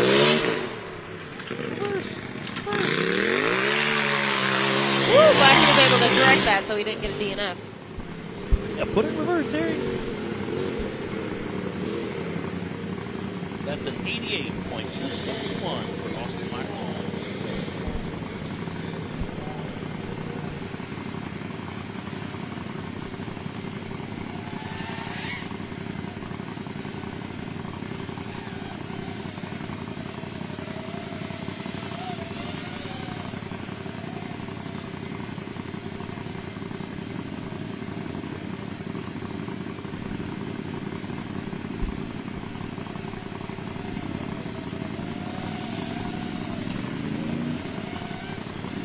All right, let's take a look at our top 10 at this point. We've got about a half dozen drivers left on course 1, but right now, Dylan Dowler, Dustin Medley, and Clay Kaysen are in those top 3 spots. You can see the rest of our leaderboard following there. Got some great runs going so far.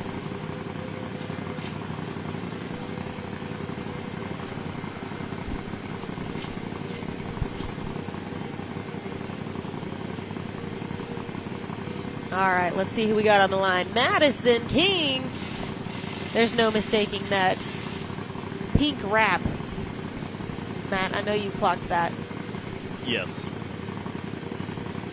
Her last chassis was neon pink, and it was the brightest pink I think I've ever seen. And then she went to just a pink and the neon yellow, neon green wrap on the side of this panel. But her last chassis, I think, was the most neon pink I've ever seen. It stuck out. The only thing that was comparable is Dylan Dowler's orange. It sticks out as much, but I would say that pink, I almost have to give a nod to Madison's pink. Well, when you're the frequently, I'd say, the only lady driver out on the course, you got to do what you can to stand out. Yeah. And Madison does that not only with her color scheme on her buggies, but also with her driving skills. She is no stranger to ending up on top of the podium. And she also races in our bounty class. It's actually 4th in points coming into the bounty. So you'll, I don't know if she's actually going to be back tomorrow. She was telling me a little bit during our driver's meeting. They had some other stuff, family stuff going on. So, but she's been having a great season so far in the Cup and bounty classes. She's a very fierce competitor. Oh no, driver front is broke, they're saying. The good news is it's all downhill from here, as Bree would say. Until she has to get out of the creek bed.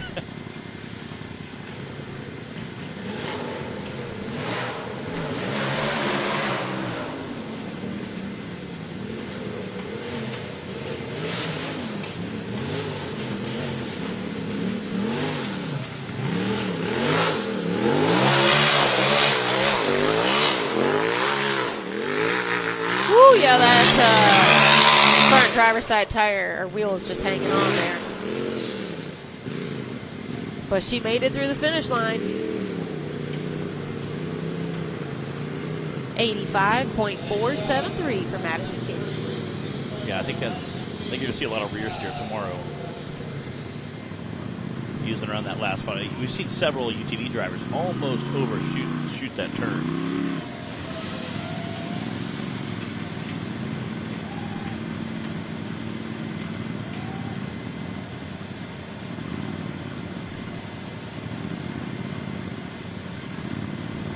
Smooth day going on. We only had one recovery. It was a pretty quick recovery.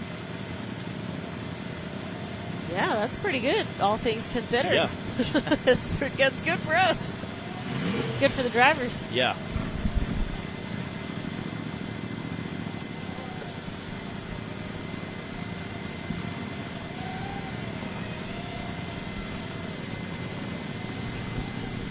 All right. Clay Kaysen walked up to the booth. He said his brother, the transmission should be here shortly. I think they're waiting. All right. Jesse Phillips out on the course now.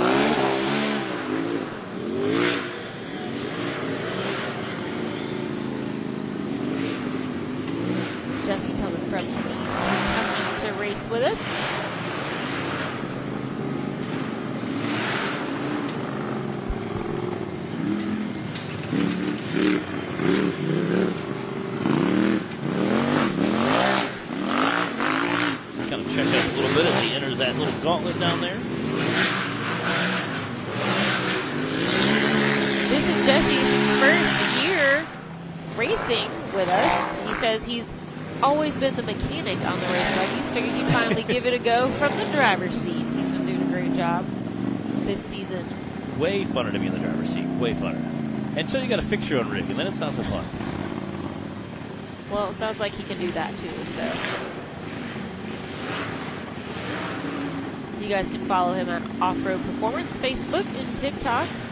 He'd like to give a shout out to Off-Road Performance, RCV, J&J Excavating for supporting his race program. Ooh. Uh-oh. He went to come out, he kind of rode a wheelie. Unfortunately, when you're riding a wheelie.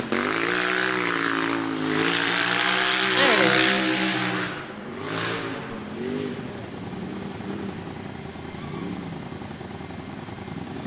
86.331 for Jesse Phillips.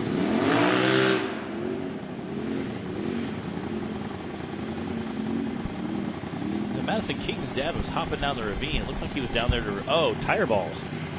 I was like, it looks like he's going out to retrieve something. And then I saw him pick up one, and I was like, oh, they're tire balls. He must have lost a few. Those are not cheap.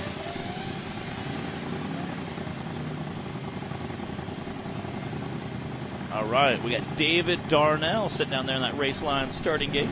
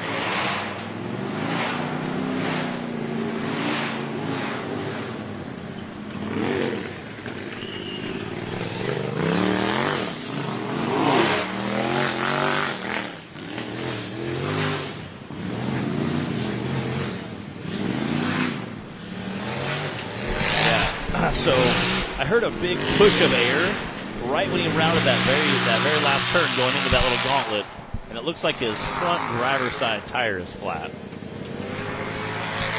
Speaking of tire balls, might be wishing he had some of those right now. Yeah. I heard it sounded like a release of air, like hitting an air tool or something. And I was like, man, it sounded like he blew a tire. And once he popped out, I could see it was flat as he came out of the gauntlet there, dragging him a little bit to the driver's side. Coming down these big ledge rocks, you definitely want all of your tires to be full of air. You can just hear the vehicle hitting rocks as it comes down. Oh, that one was rough. That is rough. Oh, wow. Yeah, the tire is barely hanging on, it looks like.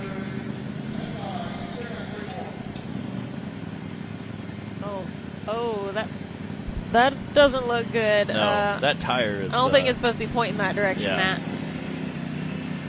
He could still back through there, possibly. I hope he wasn't particularly attached to that one, because it ain't attached to him anymore. It is, definitely not. Yeah, that is a lot of camber. You've heard of drift camber. This is rock racing camber. Yeah. Not going real good. Looks like Keith's going to just hook onto him, get him pulled out of the way. Again, super unfortunate run for David Darnell. Again, coming through and tag that big rock right around that kind of hairpin turn heading into that little gauntlet rock section. But I'm sure coming into those rocks, he was just all the way to the buggies hitting that one rim.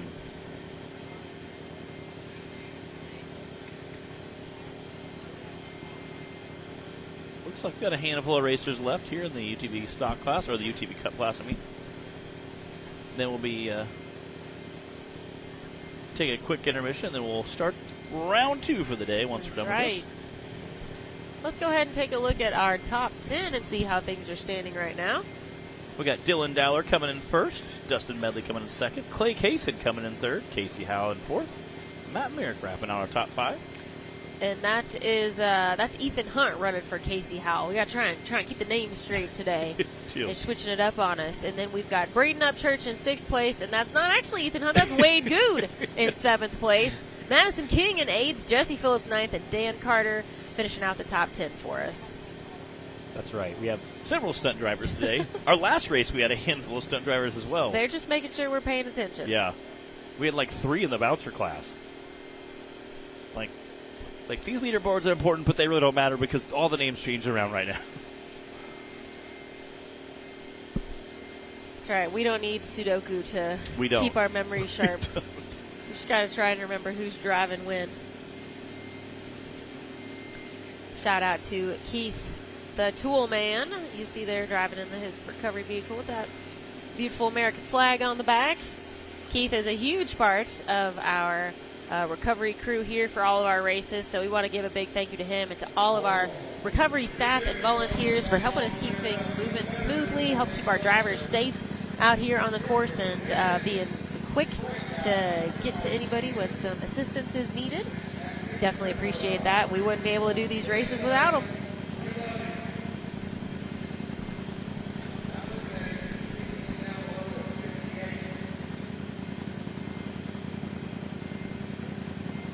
Just a few drivers left, like Matt mentioned a minute ago, until we wrap up course 1 for Cup class. Take a little break and come back with round 2 for everybody. I want to say thank you guys for joining us here on Hillside Live. You're watching with Bree Molitor and Matt Holt. To our online audience joining us on Rock Racing TV on our YouTube channel, and to our television audience joining us on Power Sports World. Hope you guys are enjoying the racing action along with us. And hopefully you'll be able to join us tomorrow as well. We'll have 5 classes racing tomorrow, so got lots of courses still to be run here at HawkPride. Cooper Bentley out on the course now. Cooper is sitting first in points in the Cup class coming into this weekend with just a 2-point lead over Clay Kaysen.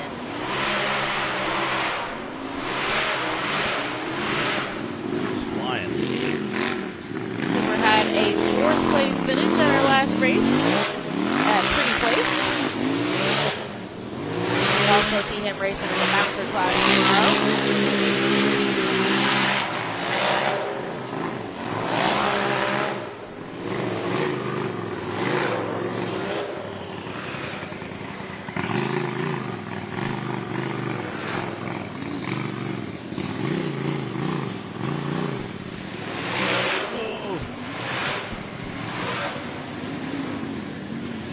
I love Cooper's chassis. It's just such an awesome looking chassis. That roof line, how it's kind of parallel with the sidebar. You know, Cooper actually started racing here at HawkPride in 2021. Wow. And he's been out here killing it ever since. That's a 65.053 for Cooper Bentley. And that is your new leader here on course 1 with an absolutely smoking time. Well done, Cooper Bentley. He is flying through there. That means Dylan Dowler pushed down to 2nd now with a 68. Dustin Medley in 3rd with a 69.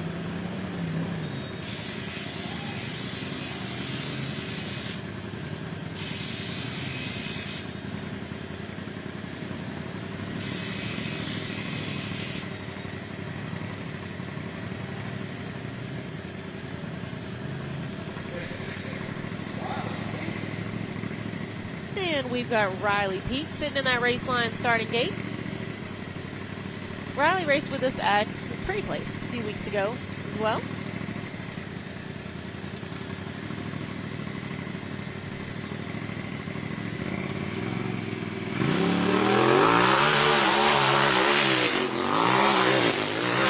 Woo! Launch him through the air.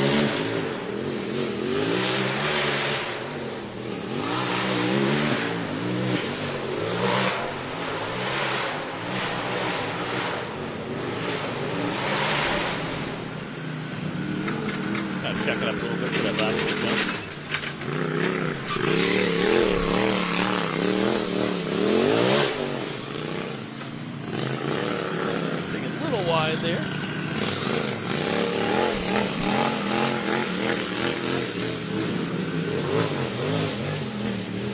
if I remember correctly, I think Riley had a little bit of tough luck at Pretty Place. And it looks like he might be having some of that same luck again today. Well, I don't know. Okay, we're going now. I was trying to watch the front end. It looked like it wasn't pulling for a second. Yeah. I see the back tires flinging lots of rocks. The fronts, I don't think we're fleeing near as much. Yeah.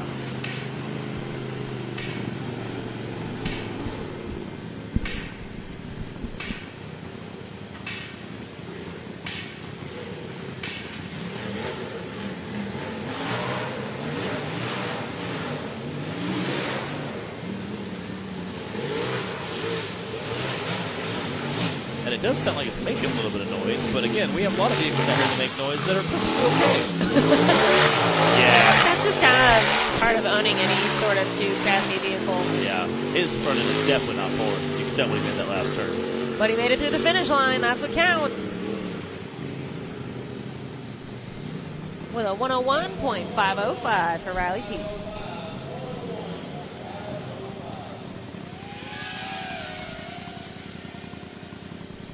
All right, before we send our last driver, let's go ahead and check out our top 5 right now. Cooper Bentley moving into the first spot there, now followed by Dylan Dowler, Dustin Medley, Clay Kaysen, and then Ethan Hunt running in Casey Howell's spot.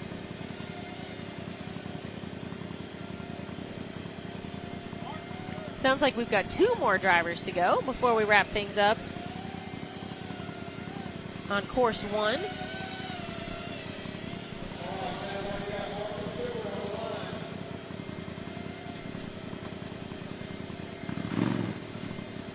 Martin Stewart is on the line. And speaking of Martin Stewart, I saw his dad here today. Got to talk to his dad a little bit. Mr. William Stewart. Great to talk to him and chat with him a little bit. Yeah, been a little while. He used to race with us too. Yeah.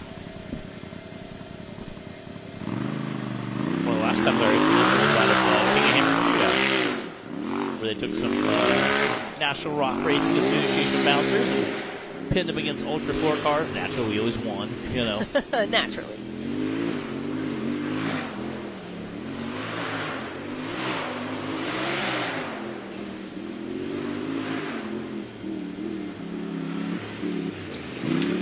I've gotten used to seeing the Stewarts racing on the right-hand side of a vehicle. Yeah. Not today, though. Very unusual to be like, wait, whose car is this? And they feel very comfortable doing that. Yeah. Definitely a standout. Part of both their buggies we've seen them in before. Yeah, the Joe Dirt buggy was right-hand drive. You know what? You would think, like, oh, let's take a while to get comfortable with it. It was pretty much a natural drive right in. Granted, it was only like a 36-inch wide chassis, so you know, wasn't like a whole lot to the chassis, but it was a pretty narrow width.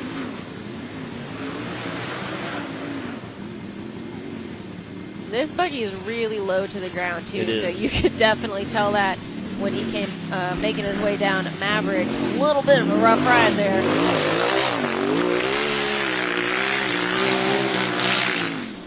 A little trouble turning there, but getting it to the finish line.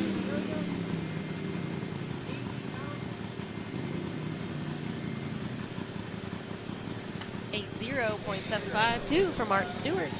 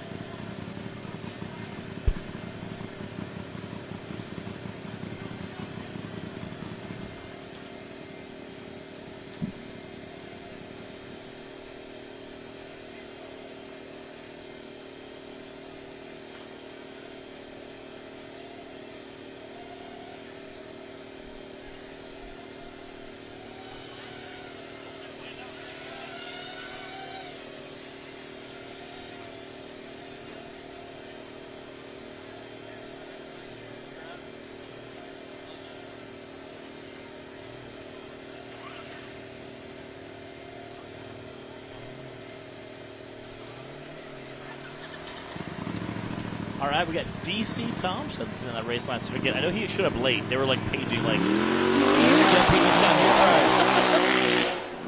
Again, this is a Friday. Some people do have to get up and work a half day, you know. So he was wrapping stuff up, heading this way. What is this work you speak of, Matt? Yeah, I know. Racing is life. It is. Unfortunately, we do have to pay for the race cars. Money to get here is going to get DC's race in this chassis. He's raced it for a few years. This is the second chassis he built. DC has a chassis out here from time to time, making appearances. Yeah, this is his 4th season running this UTV. He calls it Headache.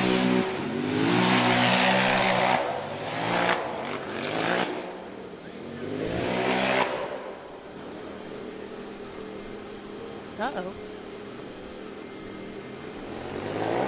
There's a couple big rocks right there, again, to help people make the turn there. So I mentioned earlier today that one of the purposes of all those banners that you see out on the course is to clearly mark the course in the areas that our drivers have to go through or around, and make sure that everybody's running the same course, you know, not finding any shortcuts or cutting any corners.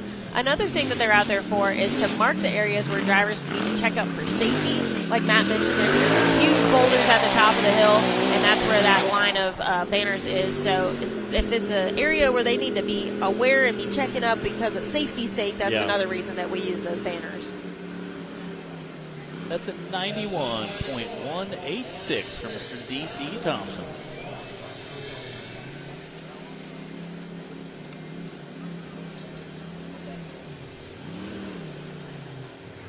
All right, there is our top 10.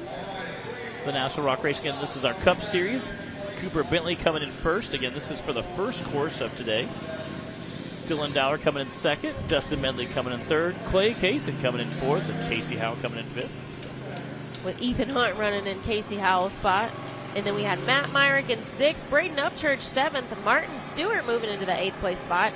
And Wade Good running in Ethan Hunt's spot. And then Madison King rounding out top 10. Awesome racing from these guys. Like Matt said, that was just course 1, so we're only halfway through our day here at HawkPride. We are going to take about a 10-minute break.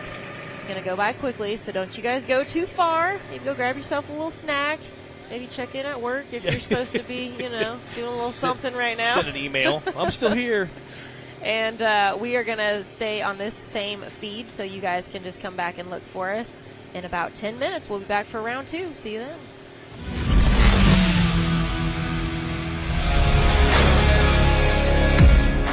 Hey guys, what's up? Today I'm answering some questions about four-wheel drive on your side-by-side, your ATV. I'm going to talk to you about how to use your four-wheel drive, when to use your four-wheel drive, and when not to use your four-wheel drive. Now, I know a lot of this seems like common sense, especially for a lot of you guys who have been doing this forever. You know, you're avid off-roaders, but we get a lot of new people into this sport, and they just aren't sure how to do all of this right out of the gate, because this is kind of like a overview of four-wheel drive. It's not a one-size-fits-all, because every machine is different that's out there. So you kind of got to take this and use it in conjunction with the machine that you have.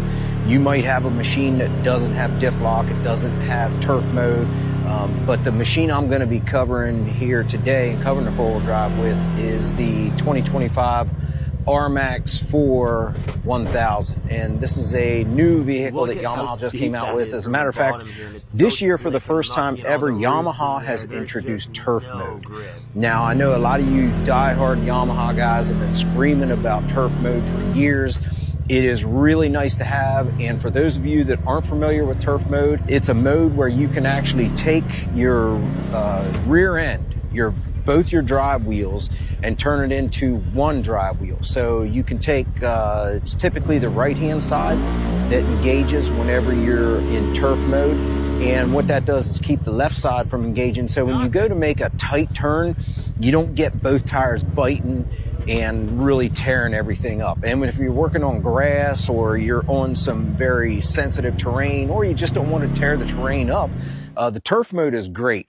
One thing about turf mode, though, is a lot of guys start using it instead of like the posi traction rear end, because they feel it's better for the turf and also better for their machine. It's not much wear and tear on the diff on the rear. And actually what's going to happen is you're going to start to wear out your traction tire, and then your other tire, your non-traction tire for your turf mode, is going to be having way more tread than your traction tire when you're in turf mode. I know that's a lot to take in, but just look at it this way. When you have it in turf mode, there is only one tire in the back to getting traction. That's it. So when you have it in two-wheel drive, both your back tires are getting traction. So that's posi traction in the rear. And then when you put it in four-wheel drive, you're going to have all four tires pulling. Now there's different four-wheel drive systems and different units. There's everything from a Honda to a Polaris to a Can-Am to a Yamaha. They're all different. The one thing about the Yamaha, when you put the Yamaha in diff lock, all four tires are pulling. That thing is like a mountain goat. What that does is that gives you a little bit of a struggle to make turns when you're in diff lock. So that's more of a straight line option. You don't really want to have it in diff lock mode and try and make a lot of turns. So it's just really, really hard to turn. So a lot of your machines out there don't have that. Can-Am has the smart lock. It's very similar, but you still have to get like a half a rotation on a tire in order for it to kick in. So different versions, different modes on different units, but the Yamaha is a straight up diff lock. All four tires pulling. One thing about four-wheel drive, and something I want to cover with y'all, is when to use it. When you are on a trail system and you look ahead and you see something coming, and maybe you think, oh, you know what, I might need four-wheel drive for that. I know a lot of owner's manuals say you need to stop, put it in four-wheel drive, and then you can go. But one way around that, and the reason why they tell you that, is because a lot of people might stay on the gas.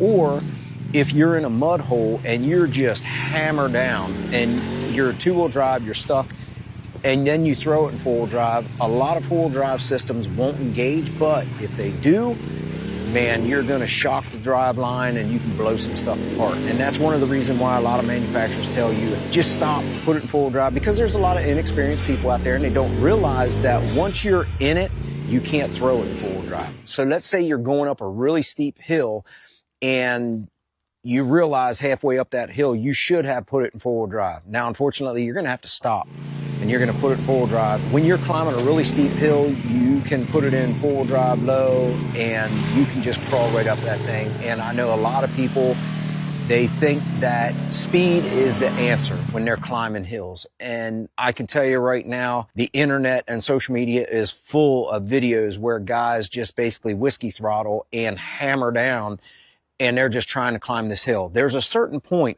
where you exceed your momentum to traction rate, because if you have way too much throttle, you're not going to get any traction. You're just going to smoke the tires off and you're not going to get anywhere. The finesse is to have just enough momentum that you aren't spinning the tires, that you get 100% traction. And if you have to, you can always let the air out of your tires so you can get up and down some major obstacles. And that's another thing, that once you start getting into four-wheeling and you get out there on the trail, you're going to figure out, okay, I need to let some air out to do these trails today. Maybe it's snow, maybe it's mud. So that's another thing that's going to help you out too. If you're climbing a steep hill and you let some air out of the tires, and you are in four-wheel drive low, you can see how this just goes down a rabbit hole, and it's one thing after another after another. And this is one of the reasons why I get a lot of questions from guys saying, hey, listen, I just don't quite understand this four-wheel drive thing. When should I be in two-wheel drive? When should I be in four-wheel drive? And basically the bottom line is, if I'm cruising on a trail system and it's nice and flat and it's hard packed, I'm in two-wheel drive. If I'm going to be climbing a steep hill, especially if I'm riding in a group and there's people behind me, I'll put it in four-wheel drive so I don't have the back tires just digging and I'm launching rocks and dust and everything else back at everybody behind me. It's a part of that too, is not only making it up the steep hill, but it's also respecting everybody behind you that may not have waited until you were at the top of the hill. They just followed you right up that hill and you've got everything flying back on them. So that's another thing too. is, respect for the riders behind you. You don't want to be slinging rocks and stuff all over them. When you're climbing a hill and you're into it, you're committed, you can't throw it in four-wheel drive once you're into it. Once you're in that mud hole and you're committed and you are hammered down, you can't put it in four-wheel drive. You have to stop and put it in four-wheel drive. And anytime I put it in four-wheel low, I stop in order to get it to engage. And that is one of those things that you just can't be rolling along at 30 mile an hour and throw it in four-wheel drive low. So there's a lot of variables to this, but basically here's the bottom line in a nutshell. When you are in a situation when you're on hard pack or you're cruising along on maybe nothing elevated, you're just cruising along out on the trail, two-wheel drive is fine. Now, when you start to get to water crossings, mud crossings, climbing steep hills, four-wheel drive, now then you want to maybe consider four-wheel drive low if it's really steep, soupy, thick mud, or maybe it's a really steep hill climb with some off camber or some rocks. Four-wheel drive low, your machine is like a mountain dude. And remember, don't give it so much throttle that you just spin the tires and you don't get the momentum and traction that you need. The whole, gas it, you'll get there, that doesn't always work. And you learn that as you off-road, and everybody has a different method. There's going to be all kind of guys that watch this say, well, that's not how I do it. And that's fine. There's more than one way to skin the cat.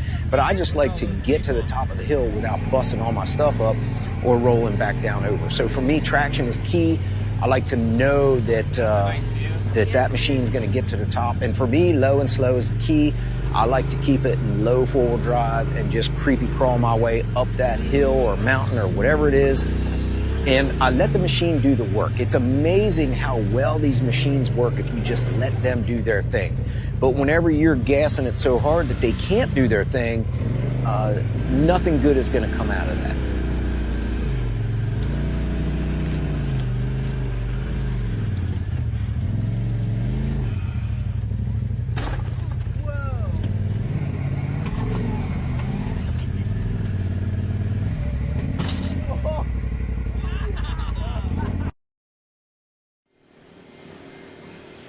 Welcome back, everybody, to HawkPride for the National Rock Racing Association Round 8. We just finished Course 1 for our UTV Stock and UTV Cup classes. You can see that we still got a handful of drivers that took their opportunity to go out and check out the Course 1 last time before we get started with Round 2.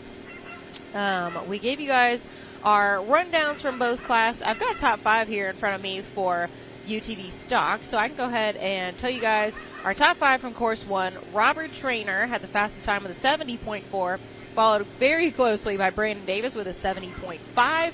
Then we had Coy Chappell with a 74, Jay Storch with a 75.6, and Daniel Heckley with a 75.9. Those are your top 5 from Course 1 for UTV Stock. Matt, what do you think about our racing action so far today? I mean, Robert Trainer sitting on the top box. That's impressive. That guy was... He was moving. Absolutely flying. I just talked to Cody Kaysen. Transmission is 30 minutes away. I don't know if that's enough time to put one in. But he said it's 30 minutes away. It should be here soon. I said, I'll just talk real slow on the live feed. Hopefully they can get it put in. Maybe we'll find a couple extra commercials to run for him. He said it's 30 minutes away, and that was about, 5 minutes ago. So going to try to get the transmission here, get it slapped in, get down here. Typically, like the gentleman's rule is, as long as you can get your vehicle down within 5 minutes of the last guy running, we'll still let you run it. So he has, 30 minutes to an hour, depending on however long it takes us to go through all of these drivers. So, like you said, he doesn't have to run in his position. Yeah. He just has to run within about 5 minutes of the very last driver to go. We're not going to wait forever for anybody, but we do want to give everyone as much of a chance as possible because they're here to race. We're here to watch them race. Yeah. We want to see them out on the course, and especially when they're working hard and busting their tails to try and make it happen. So that's the rule. We want to give everyone as much of a chance as possible. And even if they put it to a vote, let's say he's coming down at 6 minutes, and they looked at the driver and said, all right, put it to a vote. I don't know any driver that would be like, no, I don't want to run. I think everybody would like, hey, that dude just changed the whole transmission at a race between Course 1 and Course 2. Let that sucker run. Yeah. I think, and again, I don't think Cody would disappoint. I think he'd come out and be full send the whole time, like regardless. Well, here's hoping that his transmission transporter doesn't hit any traffic. Yes. On the way here. Yeah, so. hopefully no rush hour traffic. Yeah. Oh, man. So I think that's the big news from stock class for Course 1. Yeah.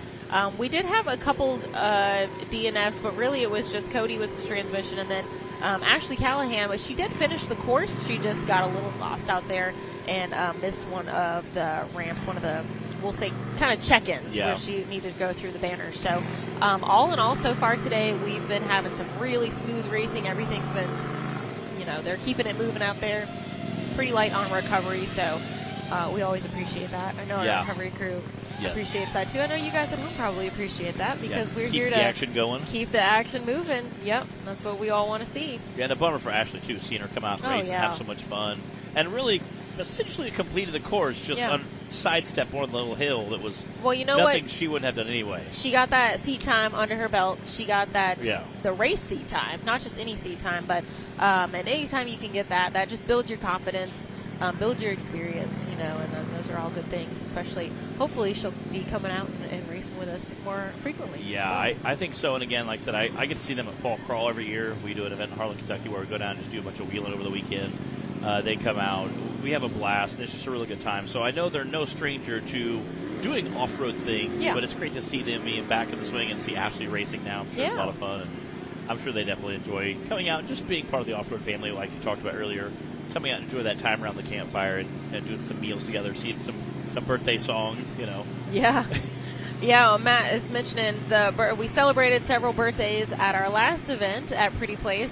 What we like to do is Friday nights after racing, everyone just kind of hanging out. We'll usually, circle the wagons up in the campground with RVs and everything and do like a potluck dinner, and it's just, just hanging out. Get to be with your race family, as we call it. And that is one of the things that makes this sport special and stands out from so many others, I think. I think so. Again, it looks like we have Dylan Dowler sitting down in that race line starting gate. All right, clock is hot.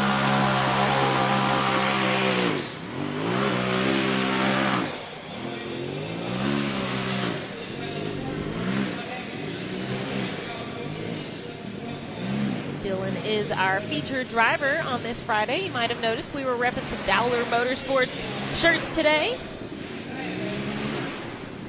And he does a lot of double-duty racing the UTV stock class and the UTV Cup class. I know his mom and dad does a lot of races. They're always down there helping out some way, somehow. Oh. Uh-oh.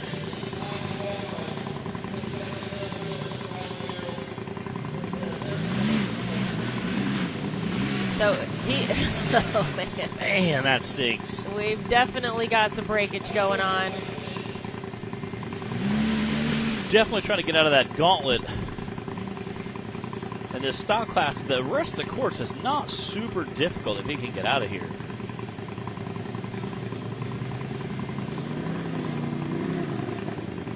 Yeah, that driver front looks like it's going to fall off of him.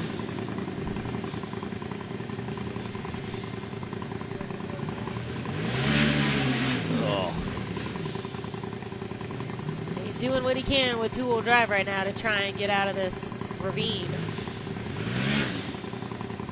Man.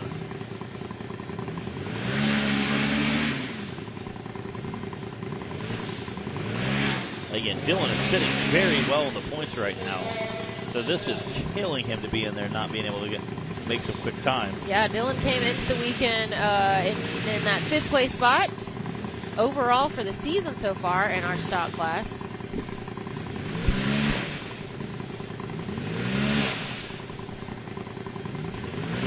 Man, dang it, you hate to see this.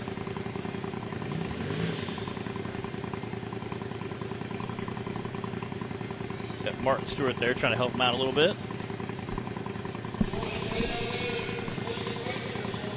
So his steering went down to one wheel. Yeah. We've got a little manual assistance there from Martin Stewart. So his run is officially going to be considered a DNF once he received assistance, although I think that's where we were headed anyway, Yeah. unfortunately Looks for like Dylan. Keith is getting pulled around down there.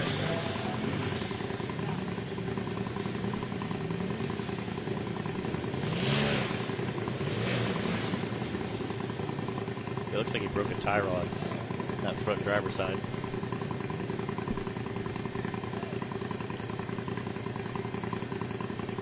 Okay, at least he's backed in nice for Keith right there. Hey, we appreciate uncomplicated recoveries. Yeah, it's really, really handy, really convenient for us.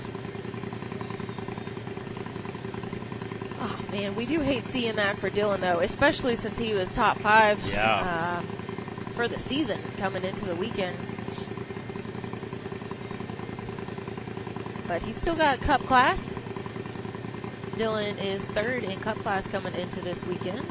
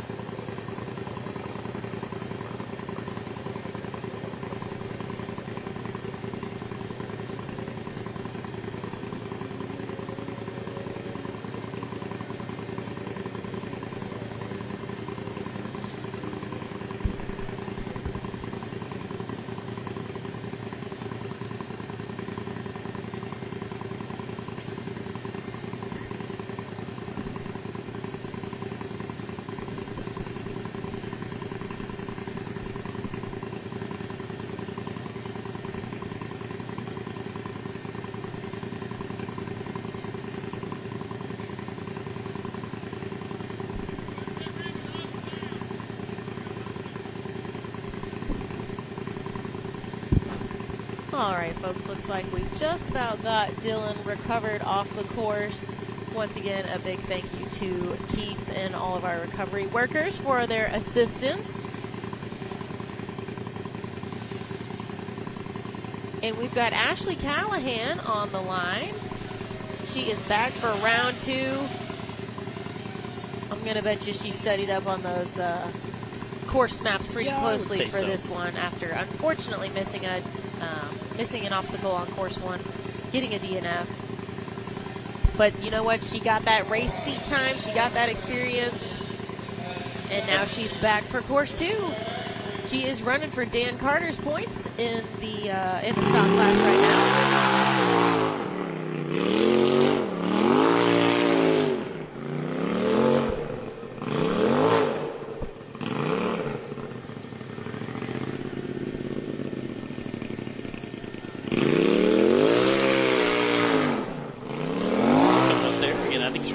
Not trying to hit it full tilt.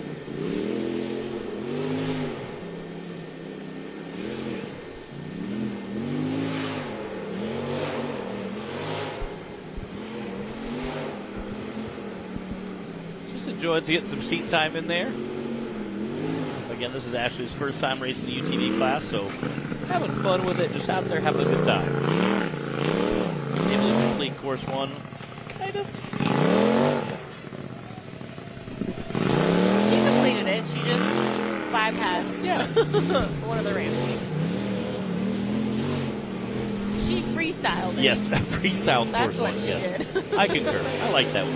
Freestyled course 1.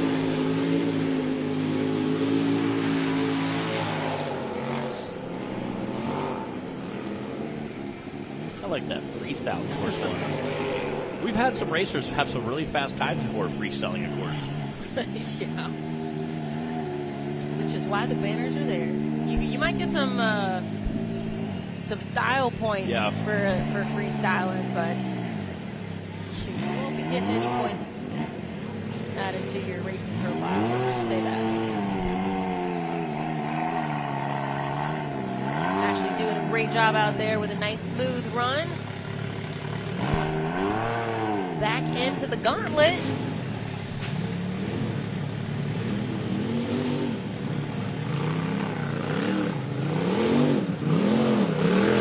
Last tight turn there.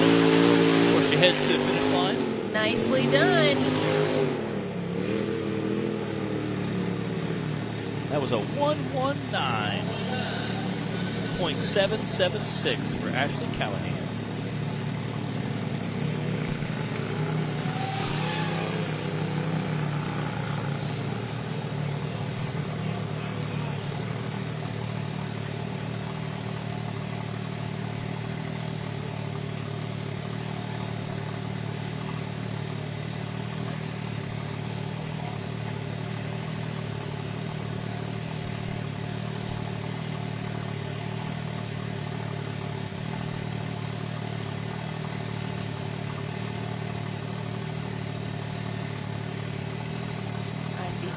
Davis on the Raceline starting gate.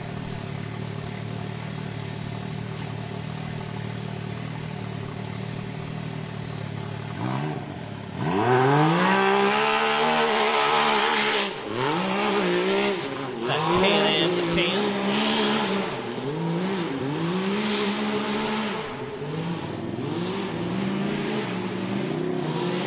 There's a little dip you don't see in that wood, but it's there. Not see it, but it sees you. It does. It does. Because last year I didn't realize how big that dip was. When I came flying through, I was like, holy cow. Mind the dip. Yes. It was, Tim, like Mind the Gap? I think Tim Cameron broke down right there in the dip. I think it ended up being like a suspension. Brandon Davis had a breakage here. Tim Cameron had a breakage. It was a weird race day last year. Never trust a dip. Yeah. Never trust a dip. I like it. You got Brandon Davis out on the course there. That Can-Am, the Can. He will be racing his Ultra 4 car tomorrow. Excited to see how that does. I think it'll do very, very well. Picked up a UFO chassis. Brandon coming in hot into the gauntlet here. The Raceline ravine, if you will.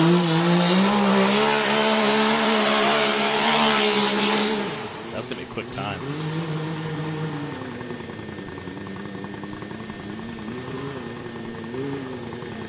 71.345.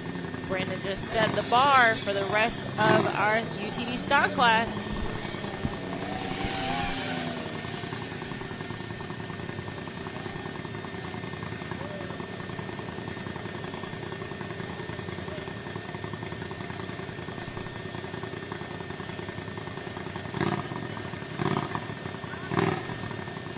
Next up, we've got Scotty Harden.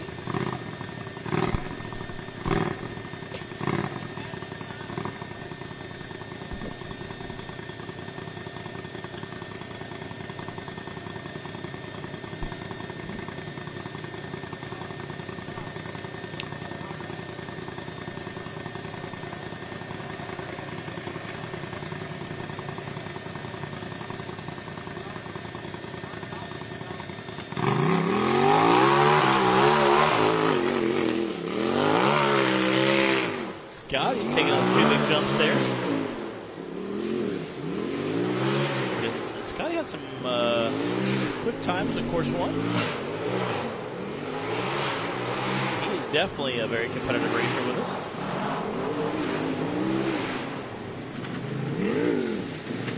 And our UTV stock class, they have an absolute blast because they're out there just thrashing through these machines.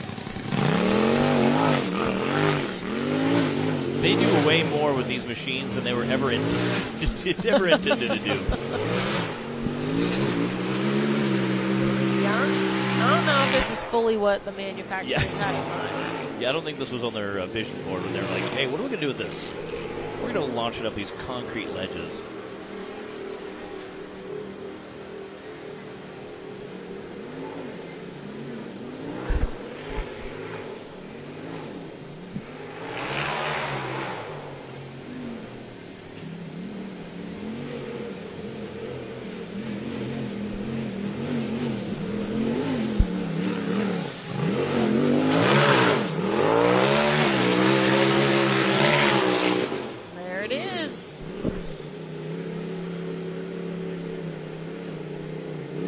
That's an 80.569.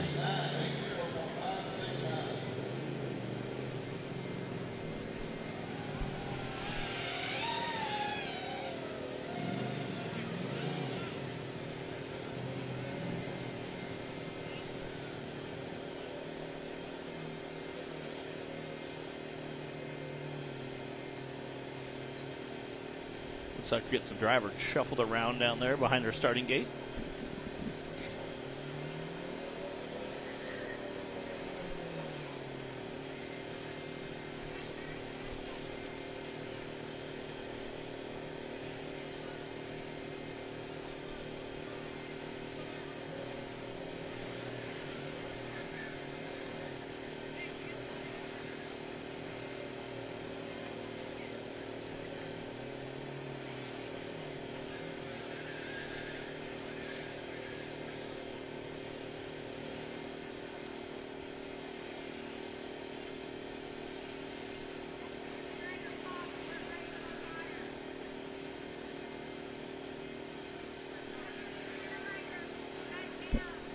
Listening to a little bit of radio chatter, guys, and then we'll bring you guys some updates.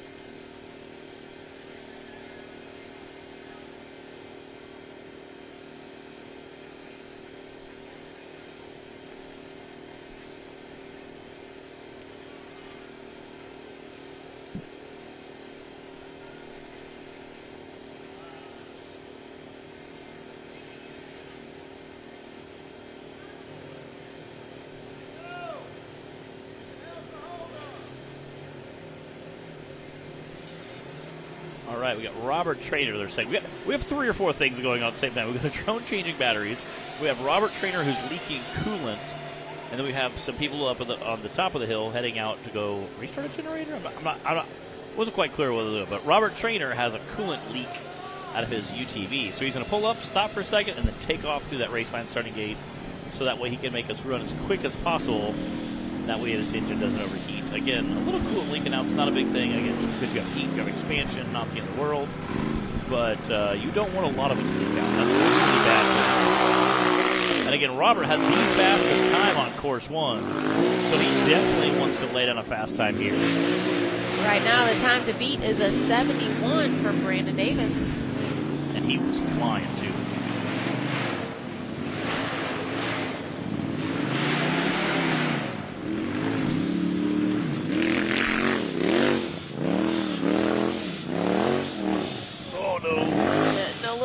On the bank trying to make that turn. And we've seen several guys have to stop, kind of back up for that turn. It'd be interesting to see how the bouncers. Oh, I know.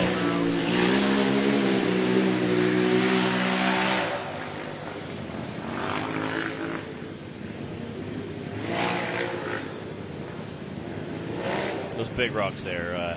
Clyde was in the driver's meeting talking about it. He said, they won't move. He said, they're bigger than the rock Ben Driscoll hit last week. He said, trust me, they won't move.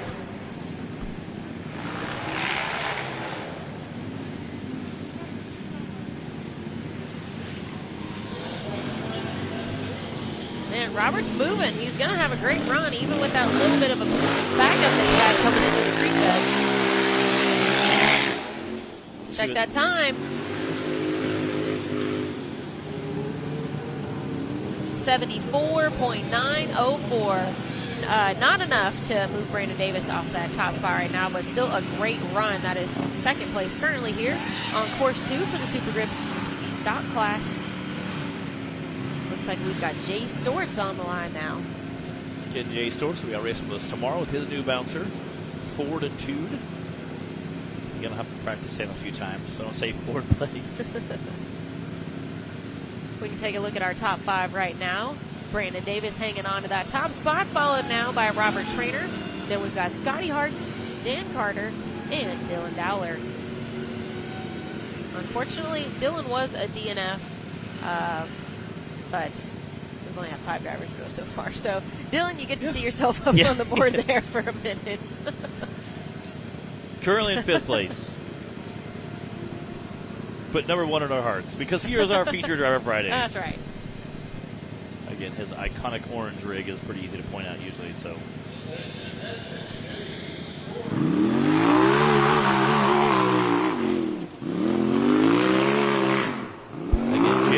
violent crash beginning of the year as well. He did a little damage to his side-by-side, but yeah, at Hot Springs. luckily Had a Cody little run in with a tree. He did. Yeah, he had Cody threw it up in their shop and whipped it back into shape in no time and was back racing. And Jay's out being competitive in it. Yeah, we've missed having Jay out for a handful of races now, but he's got the new bouncer ready for tomorrow. I know everyone's looking forward to seeing that thing in action.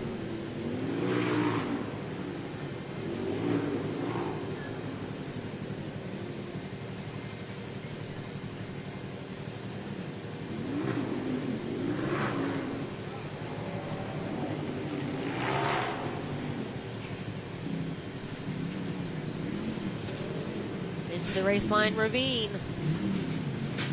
GH getting bounced around in there.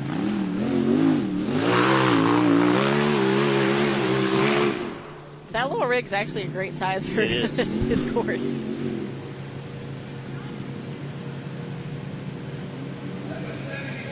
.074, and that is a second place time right now on course 2.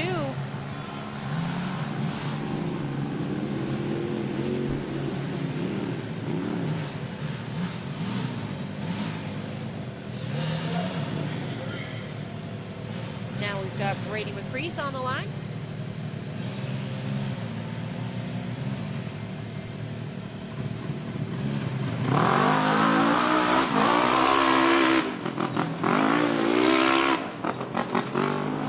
At the top there.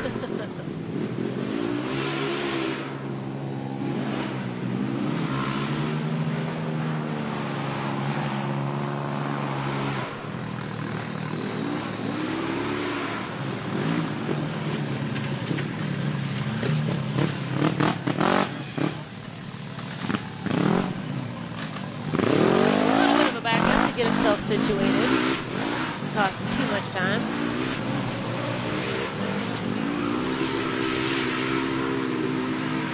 Flying through there.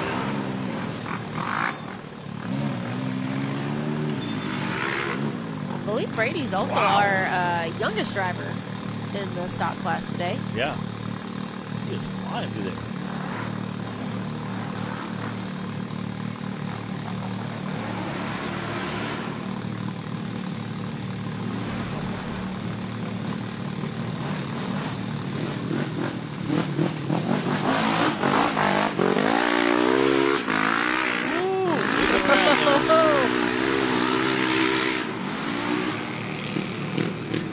Across the line.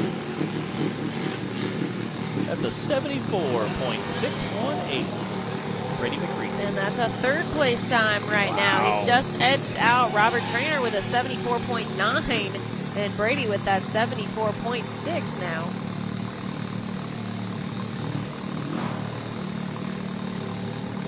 Coy Chapel on the line.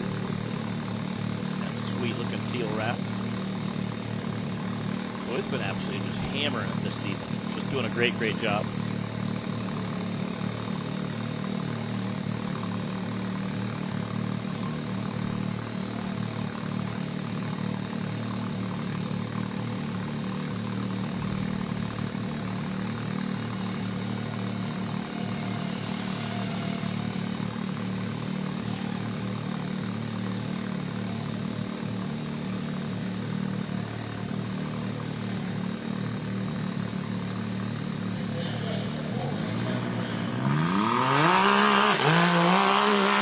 Chapel on the course.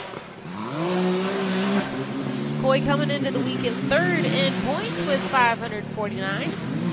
Just 5 points ahead of Justin Kovac in the fourth place spot.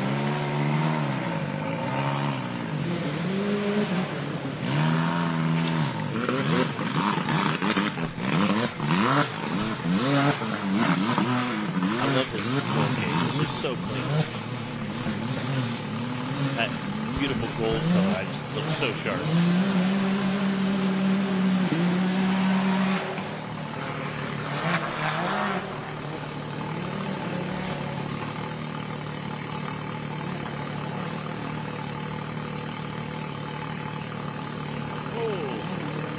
across there, a little cattywampus. Gotta pick up a little time here and there.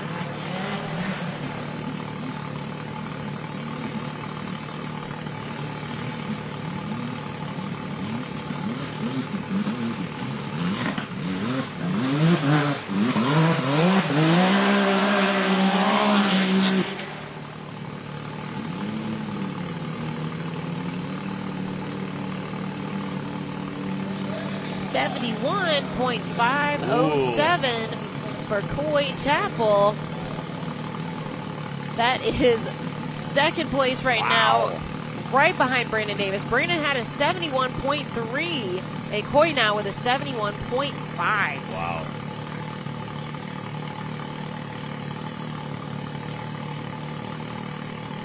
Coy looked like he was flying down there. And he made a quick work of that little uphill where he's kind of sidestepping a little bit. Made it some time there, I'm sure.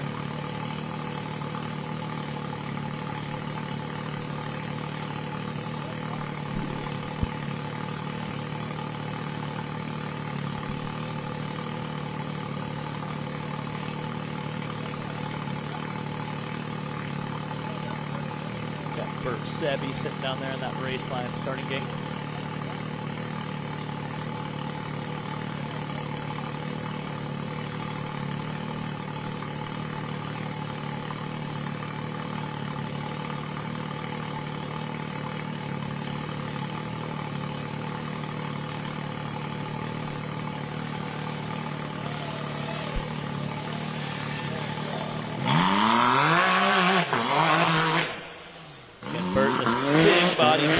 Here. He has a couple of them he's been racing, but he says I drive all of them extremely hard, which I believe after seeing Bert drive. I'm like, I believe you. I believe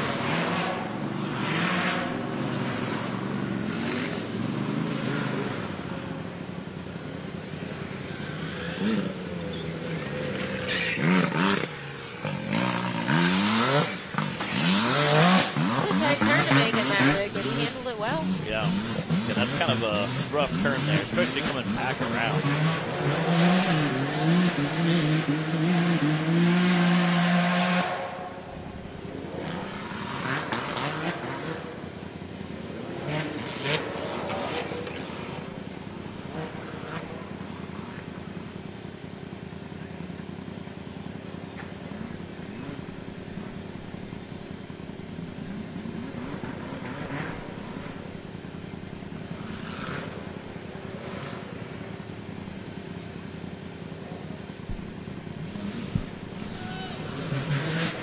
Back through the gauntlet again. Again, that is such a tight turn. Nice. Bert just sending it through there.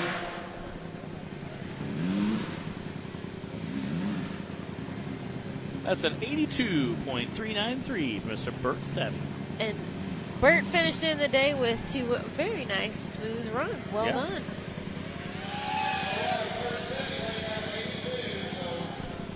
As Mama Bacon would say, anytime you can load it on the trailer on its own power after a day of racing is a good day. Mm-hmm. And again, I feel like your family definitely would appreciate that. What are you saying, Matt? I've seen your dad have to squish it onto a trailer before. We may or may not have winched a buggy onto a trailer or had a forklift to assist us before. Yeah, I would say an excavator probably. Just throw the spare pieces in the back like it's all good. Yeah. I've been airlifted off the track in a forklift basically with the UTV before too. As the tire passed you. Like, hey everybody, glad to see you. Good times. It's like the time Bree took first and third in the race, you know. Well, her tire took first, she took third. If only.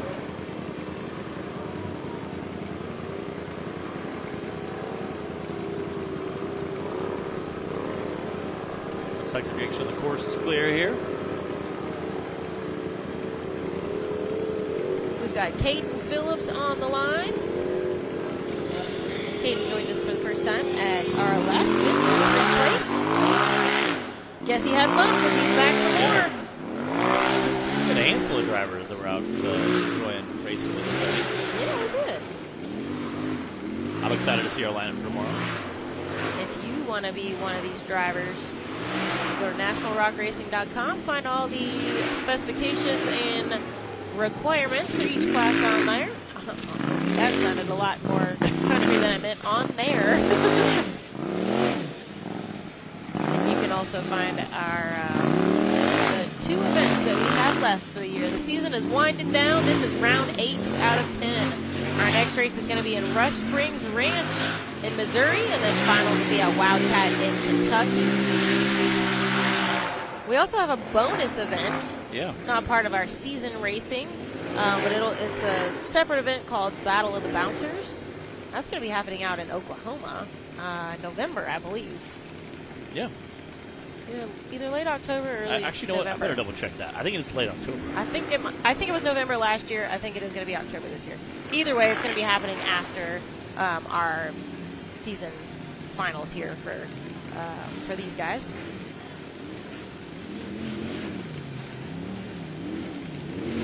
I'm going to check that. October 24th and 25th. Caden Phillips is through the finish line.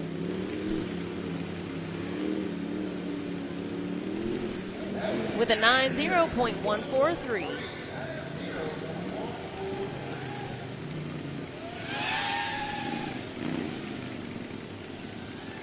Yeah, it will be a good time. Again, that's a great park. Lots of fun areas to race there.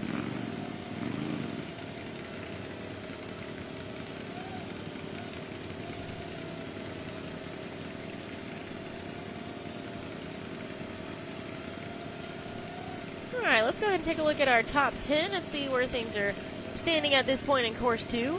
Brandon Davis hanging on to the lead with a 71.3, followed by Coy Chappell with a 71.5.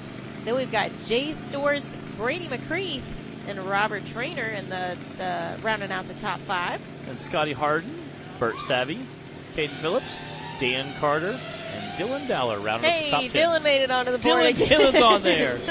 Again, he's our featured driver Friday. We appreciate the sweet new merch we got from him. Again, he races our UTV stock class and our UTV Cup class. Does a great job and is always consistently on the podium. Although he had a rough weekend this weekend, but definitely well, definitely there's always Cup class.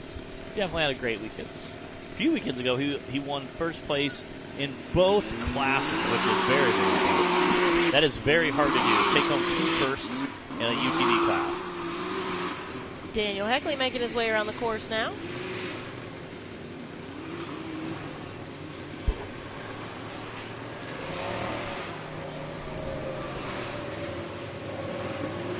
He is flying through there.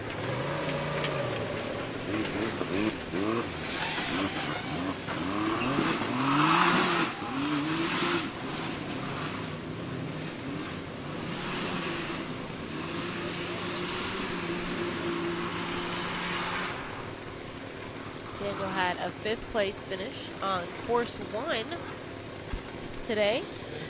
He also had a 3rd place finish overall at our last race at Pretty Place.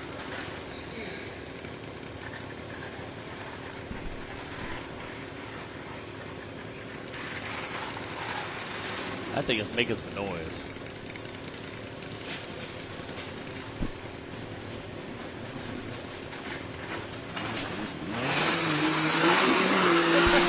the front end even pulling? I don't know. I don't think so. The amount of rattling and Yes. crunching and squealing coming out of that Yeah. thing right now.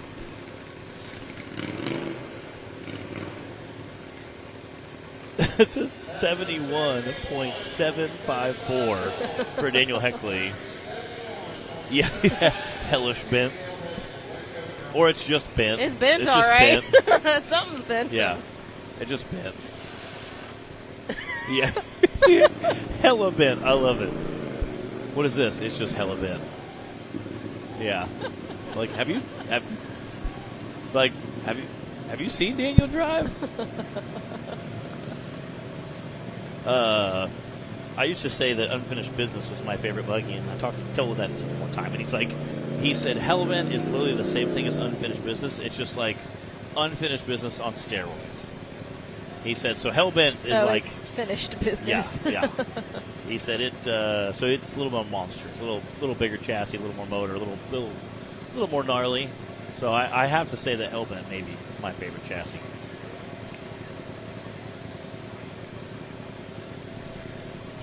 Yeah, it's pretty gnarly rig. It gets around. I think TC did an okay job with it.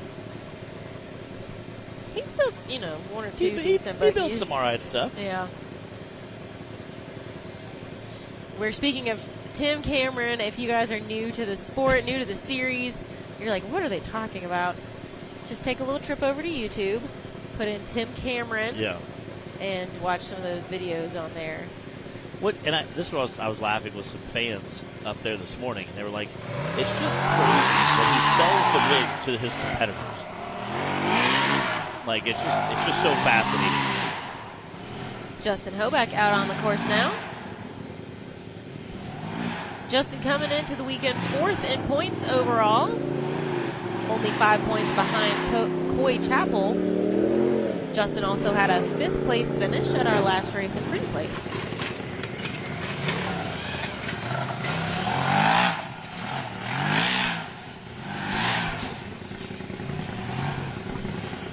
Crashing through there.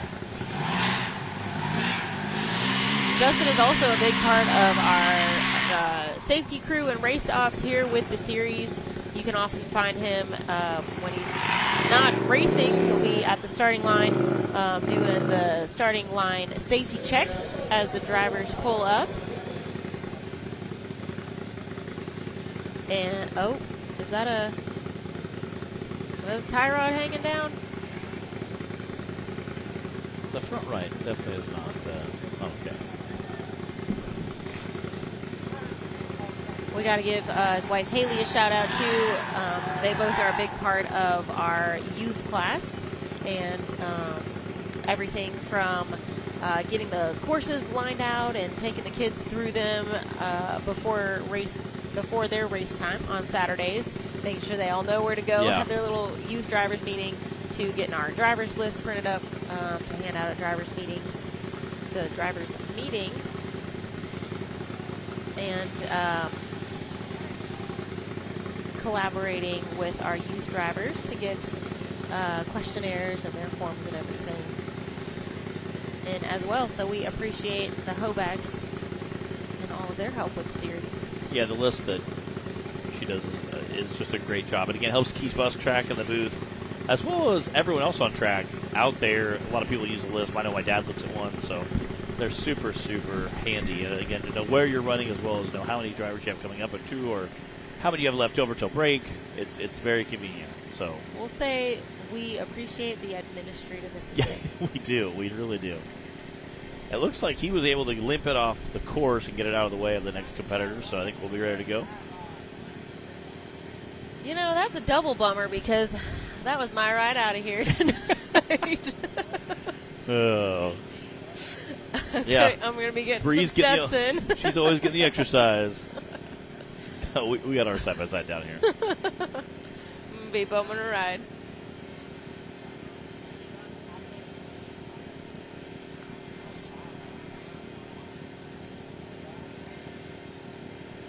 Don Curtis is on the line now.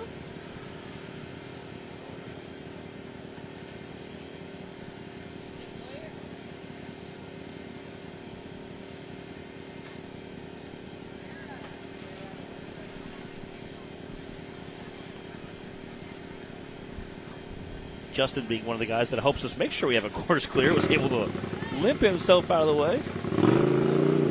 Don Curtis getting ready to take off here.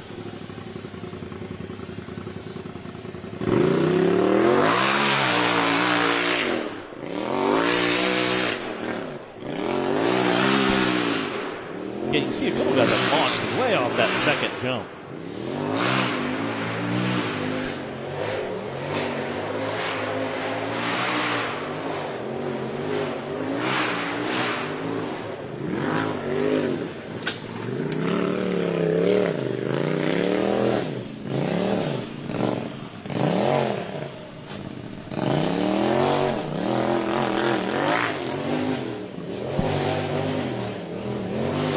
Making his way through the gauntlet quickly.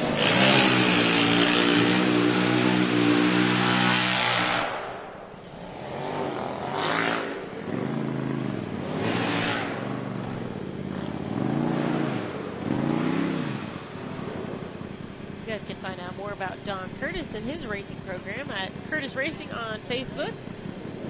He'd like to give a shout out to Mom and Dad and Nick Bidinger Racing, supporting his race program.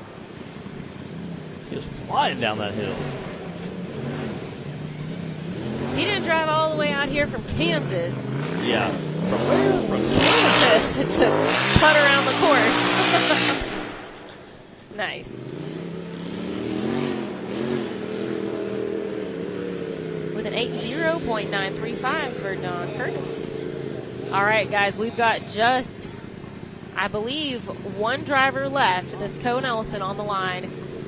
And then Cody Kayson's got 5 minutes once Cohen is done. So the clock is ticking for Cody Kayson to get that transmission in place and get down here to the line. I don't know if it's going to happen or not.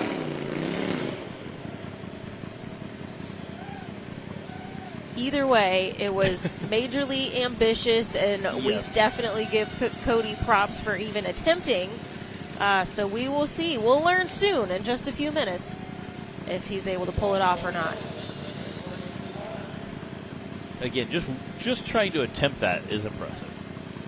I don't know. He was waiting quite a while for the transmission to get here, so I don't know if he called his mom, was like, "Mom, put one in the trunk, let's go." Well, the fact that they had a backup ready to go, which and is they insane. lived close enough nearby to even do that, is still pretty impressive. Very impressive. Cohen Ellison out on the course now. Got the Ellison Racing crew out here this weekend. Their iconic red rigs are scattered everywhere. We have 3 Ellison family racers out here, all in different classes racing. We will see Nathan and Sadie racing tomorrow in the youth and teen classes. And I think I saw that Sadie has her own rig now. She's not going to be sharing. So Cohen can be as hard as he wants. Yeah. Let her eat in this thing and not have to worry about Sister Sadie getting onto him afterwards. No more excuses, Cohen. You can't say you were trying to hold it together for Sadie anymore. Yeah, for real. Well, I think he said it pretty hard regardless. I don't know if he ever actually did that to begin with. Yeah, I don't think he did either. I think he was not exactly what we would call conservative, okay? He was out there sending it. As most of our racers do. They're pretty aggressive. And if you're not, you just hit something, get stuck, get mad, then you get aggressive. It comes out in one way or another. It does. Nice run. There you go.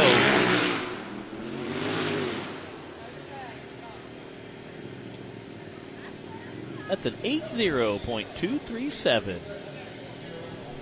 for Cohen Ellison. I heard Taylor talking about Cody. I was going to say, is that our last run? I think it is.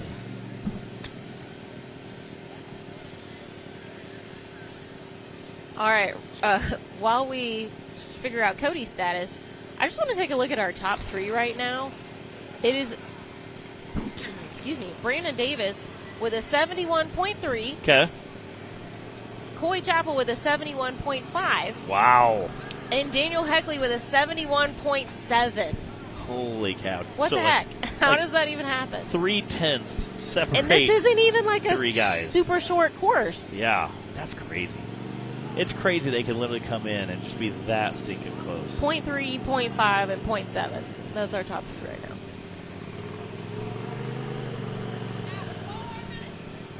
All right. Cody's on the clock right now.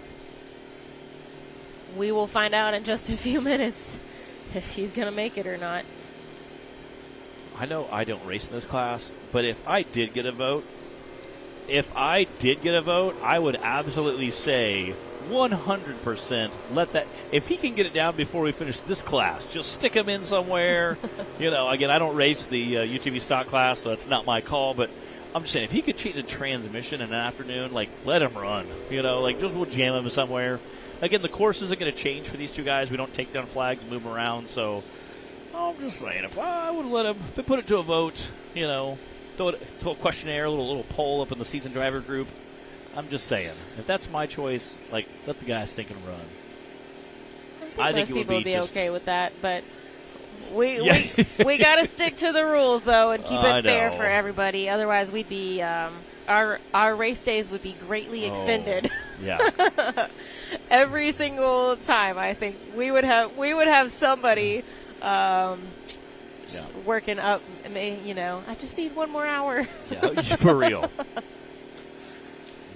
But like we said before when we talked about this rule and how they've got the 5 minutes after the last driver runs in the class, we really do want everyone to be able to have as much of a chance as possible. Yeah. I mean, these drivers really bust their butts to get here to, keep the rigs race ready and do all the traveling and everything that it takes. So we want them to have every chance, within reason, to be able to come in and get out there and race. Yeah, and you never want to beat a guy because he's broke.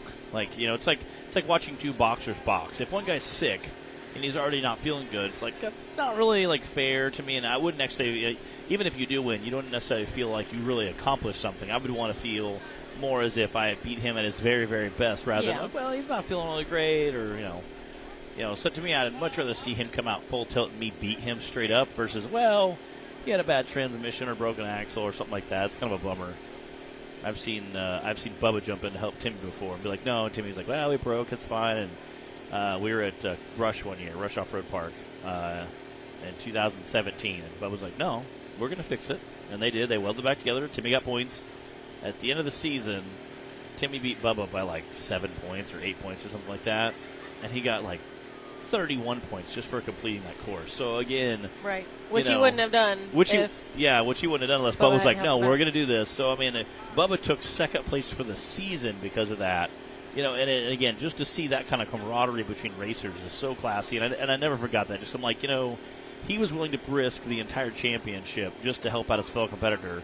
What a classy guy, and what a speaks volume to the off-road sport in general. So, we like to see that, and again, get everybody as much time and as much leeway as we can to come out and run. And again, I know he was waiting on the transmission for quite a while to get here. So, yeah. I mean, he's the kind of guy I could see him pulling it down with another side by side while he's like tightening bolts. Like, we're coming, we're almost there. So again, I see a few drivers on cell phones talking. So. I don't see any sign of him yet. I see Brian Dunnigan giving updates to Clyde. He's putting the radius arms on. That's crazy. That is bananas. Like, no problem. No big deal. We're just going to rock it out. We're going to... Maybe Cody's got a future in, like, NASCAR. Yeah, for real. For like, wait, change the transmission. He's like, no, I got it. No problem. Yeah, 15 minutes? Just get us a couple more cautions out there. I'll tell you what, I'll undo half the bolts, limp it around. We'll still under caution. I'll take the other half out. We'll swap it out. Yeah, that would be awesome. He's like, no big deal. Just a transmission. No big deal.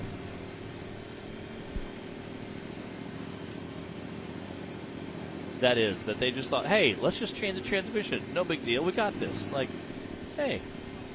Usually that's like I know it needs to be done, but I'm going to put it off for like a week or two, and then I'm going to spend... Wait till the day before. Yeah. He's like, no, it's fine. We're just going to change it. And as long as it runs good, that means you don't have to change it when you get home. So, I mean, I feel like you're just check marking that off the box, But very... Taylor's like, I've been working on a truck for 2 years trying to get it going. He's up there changing the transmission in like 20 minutes. Yeah. Well, we are not the same. We are not the same. Yeah, I've changed out a few transmissions in a rapid fire. Never between courses. Between race days, yes, but never between courses. Yeah, this might be a new record. Yeah. I don't know. He's not down here yet, though. That's true. Yeah, I'll say a lot of drivers have rigs that are fairly easy to work on. Luckily, most of the manufacturers, whether you build it yourself or have someone, a chassis builder, build it for you, most of the guys have built stuff to where it's fairly easy to work on. I know me and Nick Reich were talking the other day about how his transmission can come out to the back of the buggy or it can come down to the bottom of the buggy. So there's several ways a lot of times you can maneuver things and make it a little easier to work on. So I feel like that can go both ways, though, because these are all like one-off machines. if you're planning ahead when you build it Yes. for accessibility, you Yes. can totally do that. Yeah. Or you might just have to find a way to make the bars go where they need to go and everything fit where it needs to fit. And then you realize later that it's a little harder than you thought Yeah. it was going to be, Yeah. and you have to take this off and, Yeah. you know, be cutting tabs off. And, Yeah. I mean, may or may not I'm have sure been your there. dad, when he built the Avenger, he was looking at some ways to like, hey, how can we work on this later? Taking transmission. There was definitely some of that. There was a little both. Yeah. There's definitely some times where it was like, man, I wish that this wasn't so hard to get to. We got to take this out Yeah. so you can get to this, and this panel has to come off, and Yeah. you know, that's all. Yeah. So it can go both ways, I Yeah. think. I've seen a few Ultra 4 cars. They're like, hey, we got to change the fuel filter. All right, let's take out the radiator. We got to pull the alternator. I'm like, what are you even, you know, Paul Horschel has a car. His is very, very engineered. Four-wheel drive, four-wheel steering, front and rear independent suspension. It's just a modern marvel.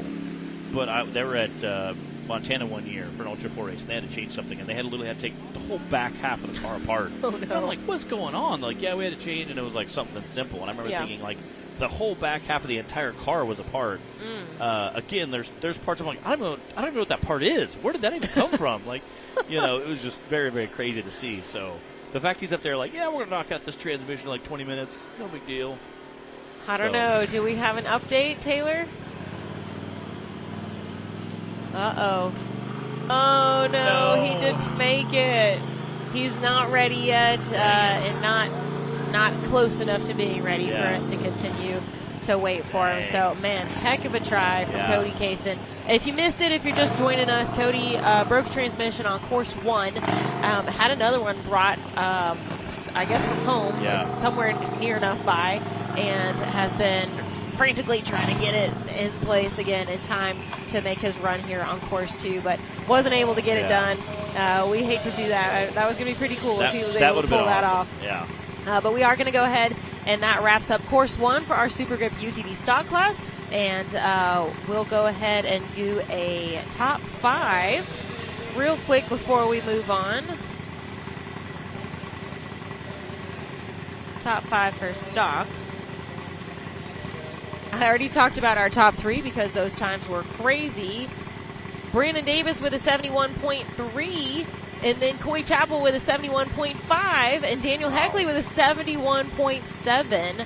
That's just crazy. Jay Storts and Brady McCreath rounded out top 5 for course 2 of the stock class. It's just crazy to see how tight that racing really is. All right, that'll wrap up our UTV stock class again. Shout out to everybody out there, and again, a super bummer for Cody not being able to get that transmission back together, but I'm sure we'll see him down any minute soon, and then we'll be kicking off right now our Unlimited Cup. Unlimited is again, basically an unlimited class of UTVs. They run a very, very wild chassis. They go very fast. We have one of them running the new 4-cylinder Pro engine with front and rear steer. These guys get out and get it done, so we're super excited to see what they do. Looks like that Rock Life Offroad is going to kick us off there. Yeah, you can see some of our UTV drivers literally walking in front of us as we're introing the class. Yeah, Well, there's Clay Kaysen, Clay's ladies like- and gentlemen. looking there, just checking it out, You hear us say his name all the time. Now you can get a striking that perfect racer pose there. like Braden Upchurch on the course, starting things off for us. Round 2 for UTV Cup. Yeah, Braden's been racing with us quite a while.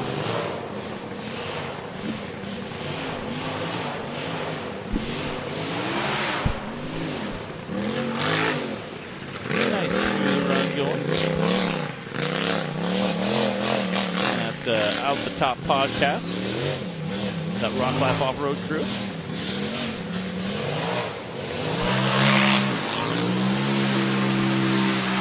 Good. Braden's mom and dad will come with them to a lot of races. They'll always bring down some snacky snacks. Appreciate them and all they do for us as well.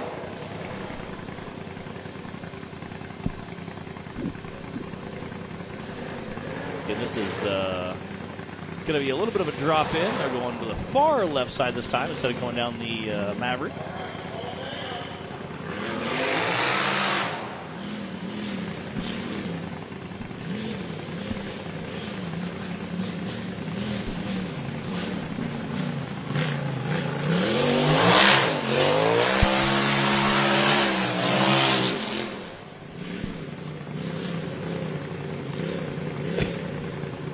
That's a 77.750 for Braden Upchurch. Again, that's kicking off our UTV Unlimited class. Man, and look at who's driving down. Blake Kaysen. Dang it. He was so close. I mean, literally just a few, or Cody Kaysen, just a few minutes away from being able to race in that stock class.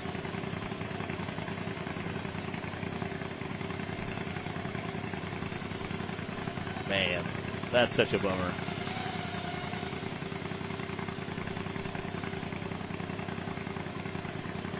We've got Austin Myers on the line now. This is Austin's first time racing with us here at the NRRA. He raced, I believe he said this year was his first time racing, and he raced with the Outlaw Series. He had a great run on course 1. Let's see how he did on course 2.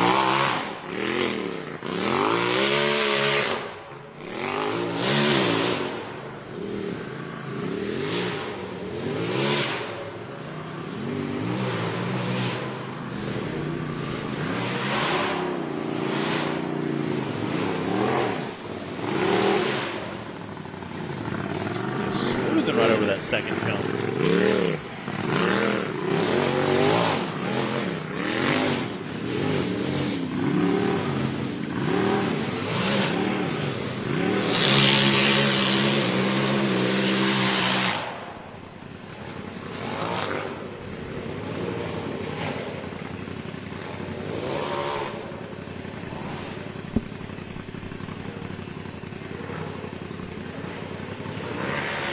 So far, so good for Austin.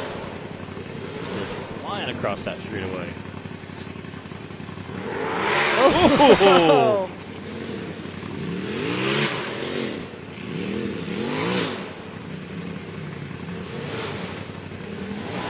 Coming into that Raceline ravine a little bit hot. A little bit hot and steamy there.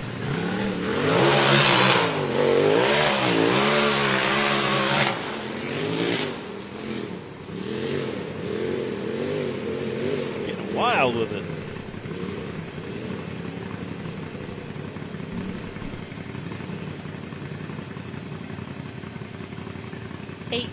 .467 for Austin Myers.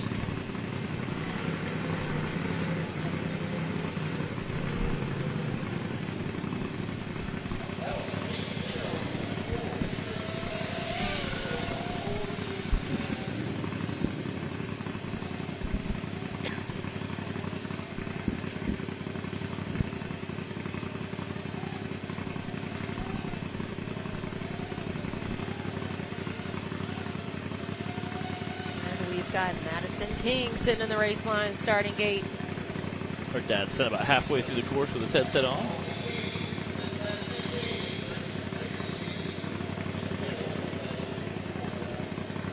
Zach said he had to work today. Poor guy.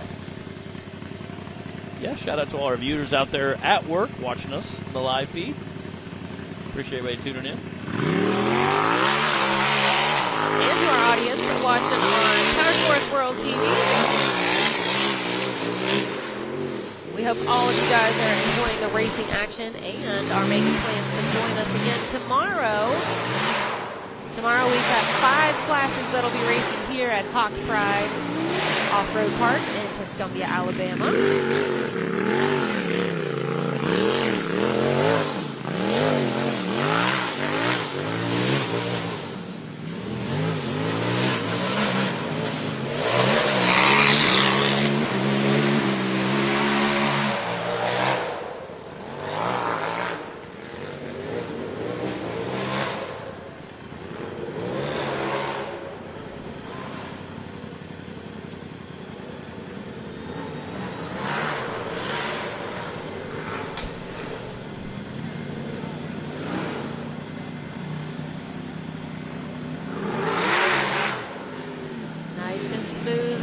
Drop down. You know, they put a lot of dirt up there leading up to that rock ledge. So it's a little different than the last year. I'm sure the driver's not too sad about that, though.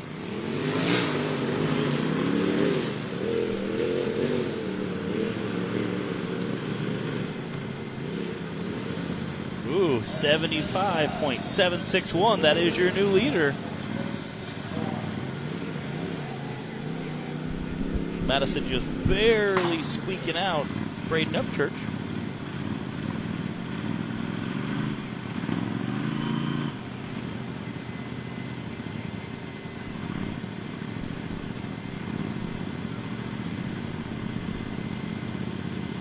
Gotta make sure we got a course clear here. Let all the dust settle down a little bit.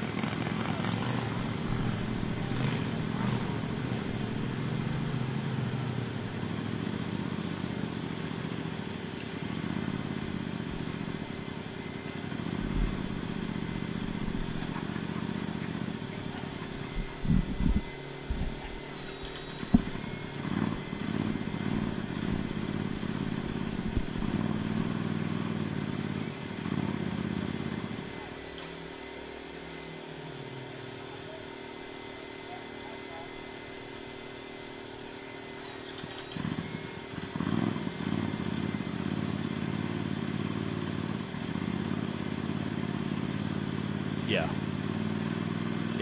me and Taylor are reminiscing about our old setup where our the production trailer here at Rock Racing TV has changed over the years, and they're always kind of trying to constantly evolve the production, make it better and more awesome in different ways. We just added some wireless headsets, which are pretty cool too. Well, but we used to have some old satellite dishes, kind of like the old TV truck looking satellite dishes we used to set up and have to get dialed in on top of the production trailer.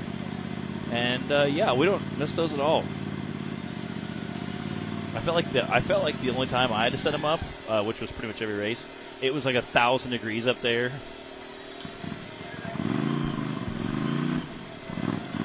Jesse Phillips on the course.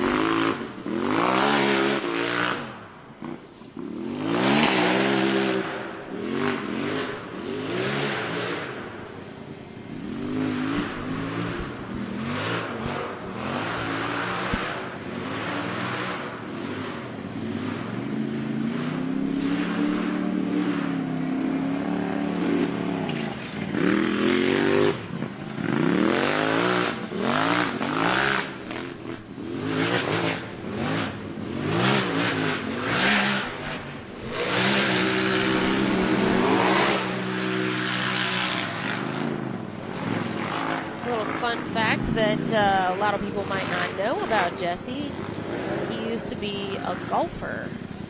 Really? Not our only driver out here either. Oh. He used to do some serious golfing. I know Dylan Dallard did too. Yeah, I golf. I wouldn't say I seriously golf, but I do golf.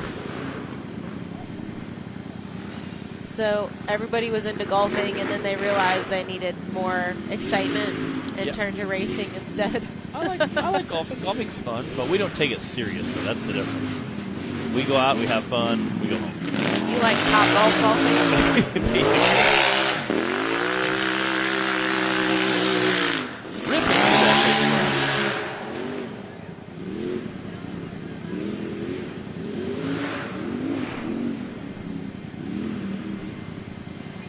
Getting Clyde is adding in a penalty there. Unfortunately, did have to tag a flag. With that 30-second penalty, it is a 113.577 for Jesse Phillips. We always hate to see a flag penalty. You know, we've been talking today about the reason, you know, that we have all these banners out on the course. Yes, it's, you know, advertising our lovely sponsor logos, but mostly there's a couple reasons we want every driver to be running the same course, not be finding shortcuts or, you know, clipping corners or anything. So we've got banners in places that they need to go through or around or whatever the case may be. We also put them where drivers need to be extra aware and maybe check up if there's a safety reason. Maybe there's a stump or a pile of boulders, and we've got a line of huge rocks at the top of this hill. Yeah. You can see all the banners along there. Also, if our course happens to go anywhere near or towards like a spectator area, we don't want our drivers blasting in there without checking up for those banners. So they serve a couple purposes out here. So we do have a 30-second flag penalty if one gets taken out by a driver. And he ran. He was like front and center. And unfortunately, it was an outside flag too, so he was just kind of cutting a little wide there and smoked it. But so again, it happens to the best of us. Matt, have you ever taken out a flag before? than once.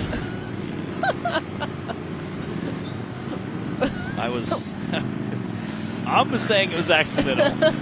Other people said it was not accidental. They said it was more strategery. They were not happy. Let's just say that. To be fair, though, there was a method to the madness.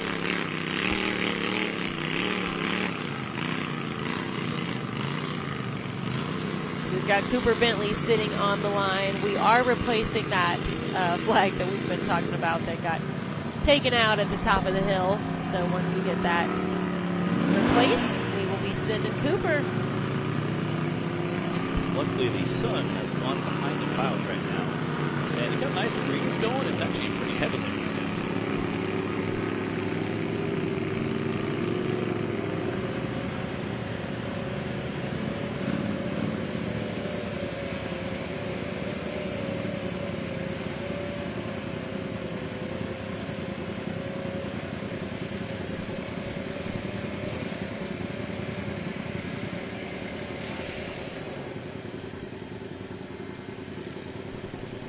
I see a handful of our bouncer drivers over here checking the course out.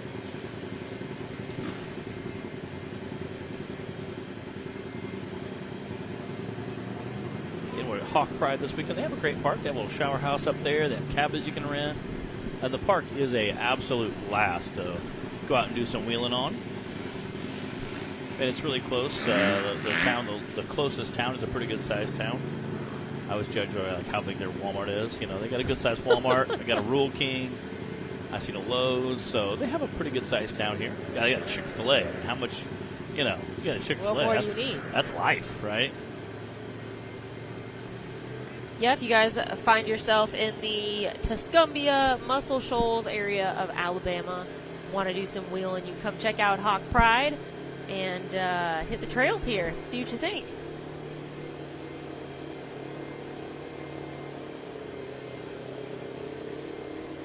We've been racing here for a long time now. I remember racing the Juggy here probably like 2013. Wow. Or something. So it's been a while. Yeah, and it was like this was your course here, the return road. The other side of the park that no one goes on anymore. Yeah. That was what we used to race. But, the sport has evolved in good ways. It's all good things. Yeah. The sport's evolved, the safety aspects, the making everything spectator friendly, everything's just improved. They got so much better over the years. So we race in a different area of the park now, but I've been coming here for years and even have raced out on that motocross track that used to be up there before. I raced on this side and I raced on the other side over there that we used to race at too. We raced here a few years ago. I started racing here when I started racing.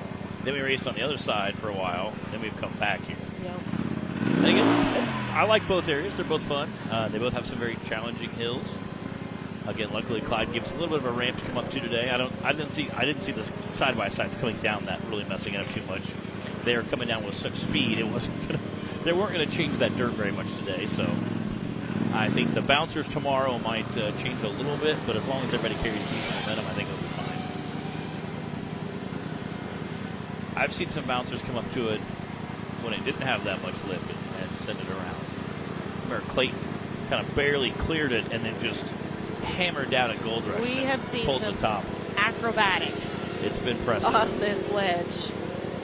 We'll see how it goes tomorrow. Like we've mentioned, the dirt they brought up to the bottom of it definitely changes things a little bit, but I think it'll just work in everybody's favor tomorrow. It's hard to make courses for 7 different classes that are running 2 courses each and make it challenging but doable, which is, I think, always the goal. Yeah. Sometimes it ends up either more challenging or more doable than other times, and so much of that depends on the park we're at and the terrain that is just, natural to the park that we have to work with. So Clyde, who is an owner-operator, captain of the NRRA ship here, he works hard to build these courses out and make sure that it's as great as it can be for all of our classes. Got Cooper Bentley ripping off that race line, starting it. Cooper is no stranger to be on the podium in the side-by-side and the bouncer class. And again, like Bree was talking about, sometimes we use the terrain that the park gives us, and Clyde does a great job with that. This park is no different. And you can see Cooper kind of go to those jumps as well as some of the other finals. Cooper, one of our bouncers, going to be racing with us. And they will definitely have a lot of fun.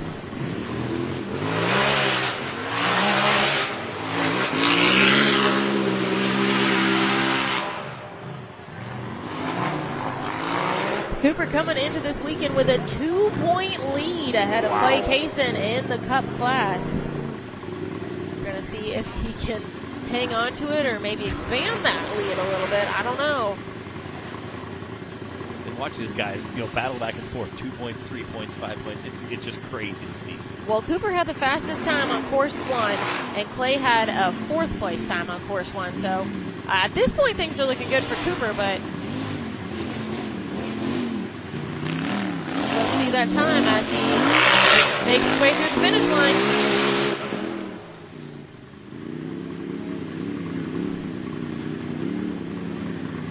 That's a 78.545 for Cooper. That's a 3rd place time right now. Madison King is in the lead with a 75, followed by Braden Upchurch with a 77, and now Cooper with that 78.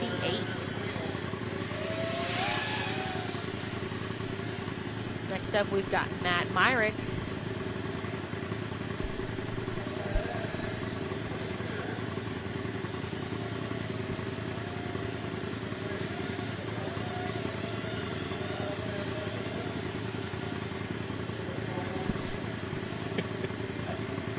Zach, one of our announcers here that talks to the crowd, is very ornery.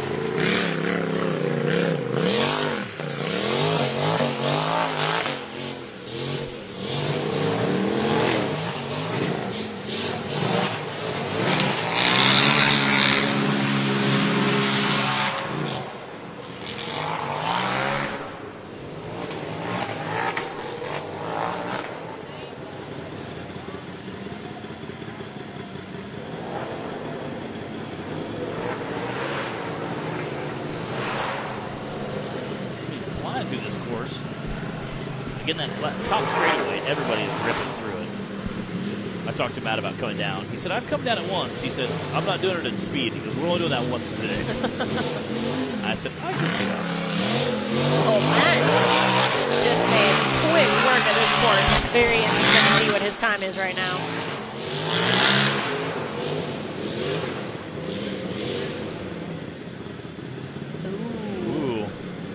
74.129. That is your new leader here on course 2. We've still got a lot of drivers to go. We're not quite halfway through, but that was definitely a smoke and run from Matt Myrick.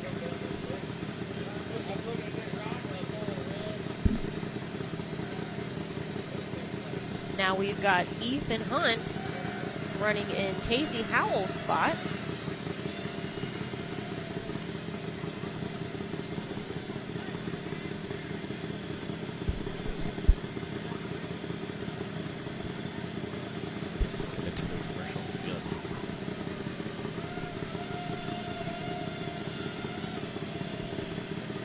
All right, we got Ethan Hunt down there on that race line starting gate.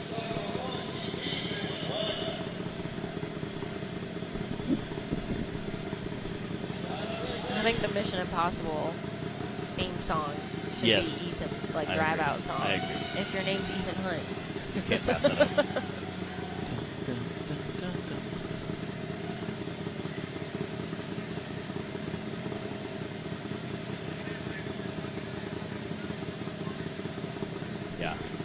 We have all kinds of stunt drivers today. the last race was the same way. I think we had more stunt drivers last race than we ever had before. I think you're right. Counting all the classes. And it was fun to see. We had some guys race before. It was a very enjoyable time. I think what happened here was Wade had already been running for Ethan's spot for several races and had those points building up. So they just went ahead and stayed with that. Casey wasn't able to make it, so Ethan hopped in that slot instead. However it works out, we're glad everybody is here and able to find a way to race with us today. The time to beat right now is a 74 from Matt Myrick.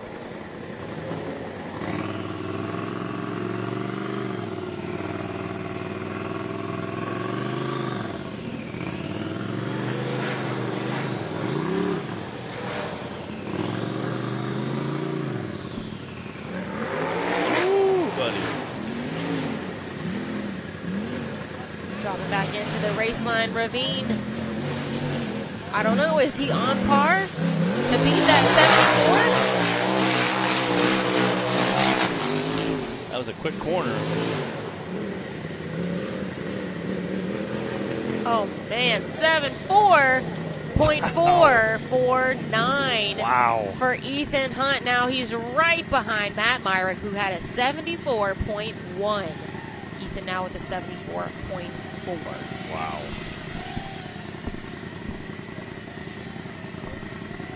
See, I love seeing times where that split times are that close. It's just incredible. Yeah, that will never cease to be, I don't know. Yeah, but it's so an cool. Impressive feat to me, Yeah. how close the times can end up being out here. Especially when you're in the 70s. Regularly. That's longer than a minute course. These guys are full send for over a minute, and their times are a tenth of a second apart. It's just impressive.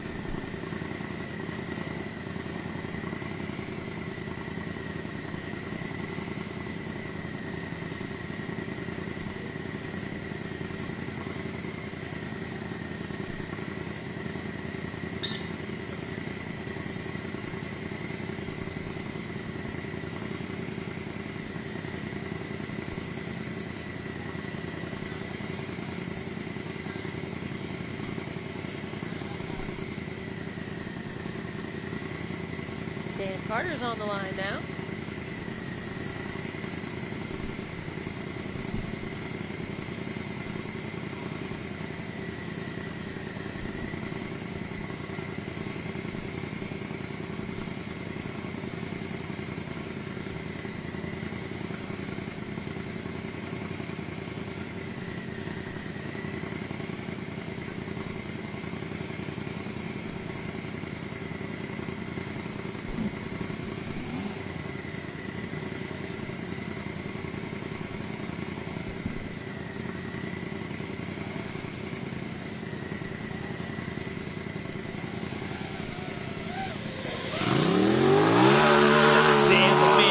Coming out of that Raceline start gate. Dan sponsored by the off-road lifestyle there. Oh, Life Off-Road. I was thinking off-road lifestyle for Out the Top podcast. Rock Life Off-Road is good enough off-road lifestyle. Brian Dennigan down there filming for him. Again, this is such a beautiful chassis. This red, white, and blue just sparkles so much. When it's out in the sun, it just looks incredible. Where these guys brought it to Rush a few years ago, and it was just so clean behind the toter home. Yeah, this is a buggy built by Chet Golden at L&W Fab. And a fun fact about it is that Dan is one of very few drivers running this class, Cup class, using electric power steering instead of hydraulic steering.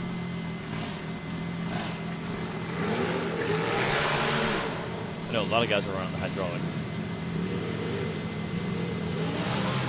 Being that's what the bouncers run, especially on the, a lot of them run electric over hydraulic on the rear.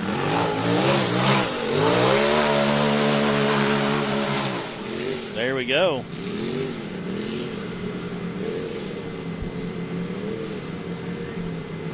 That's an 81.719 for Mr. Dan Carter.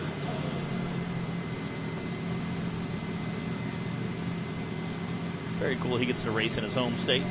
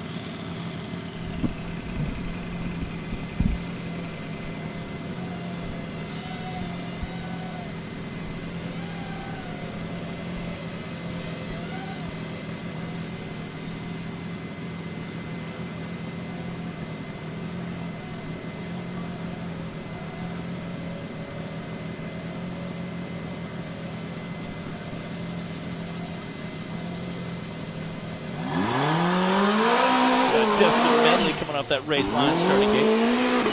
Wow, launched over that first jump.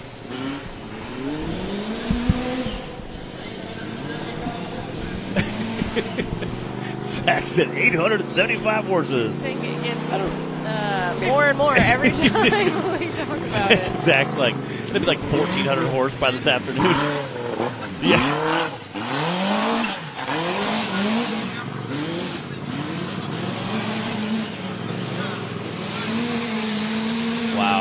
Again, just doing Zach was saying they're doing a ton of shock tuning to get this thing completely dialed in. Just making sure it's ready to go.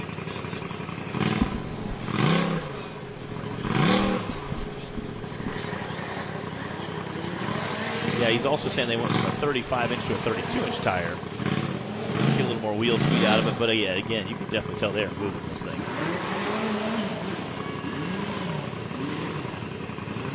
That rear steer kind of helping a little bit here, too, this thing whipping around, especially these tight turns.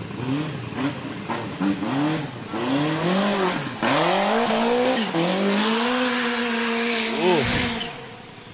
And it just sounds so cool. Wow. 72.985. That is your new leader right now on course 2 for the UTV Cup. Get her done.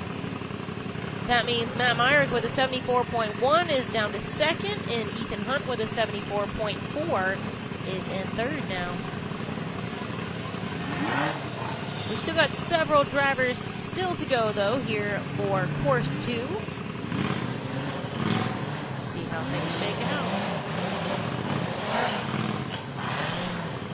Use the turbo and I think it just sounds so cool.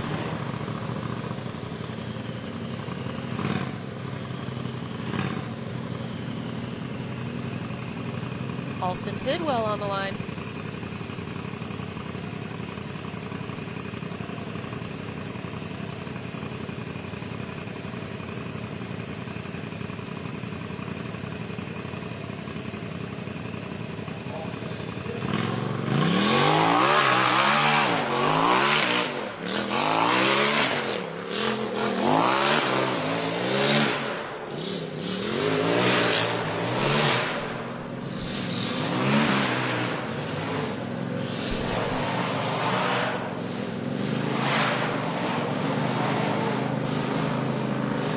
Alston's been racing with us here at the NRRA since 2022.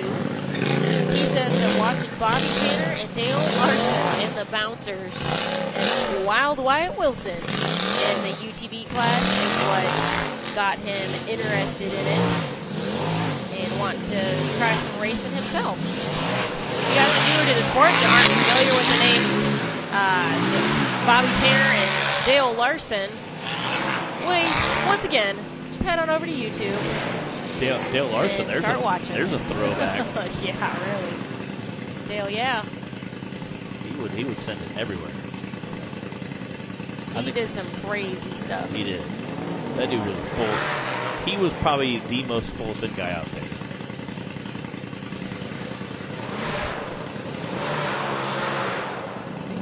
And we've seen Wyatt do some wild stuff right here Yes. on these ledges here at HawkPride, too. Ooh. You can watch these guys kind of skate down on two wheels. It's just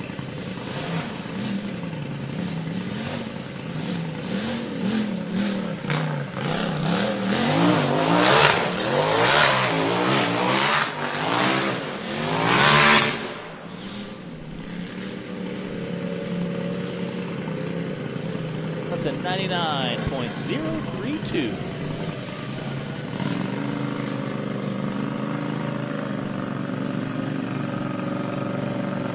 Got a handful of racers left, it looks like. About a half dozen or so.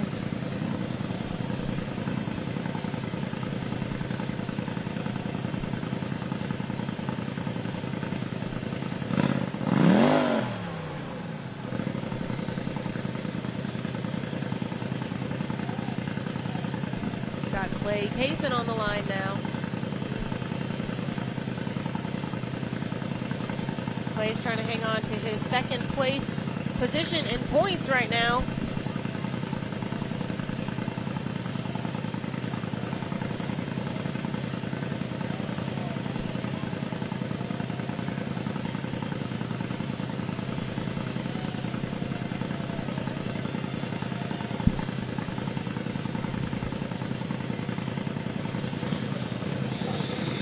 Got Clay Kaysen sitting down that race line, started getting that 401k, which shows us his priorities are correct.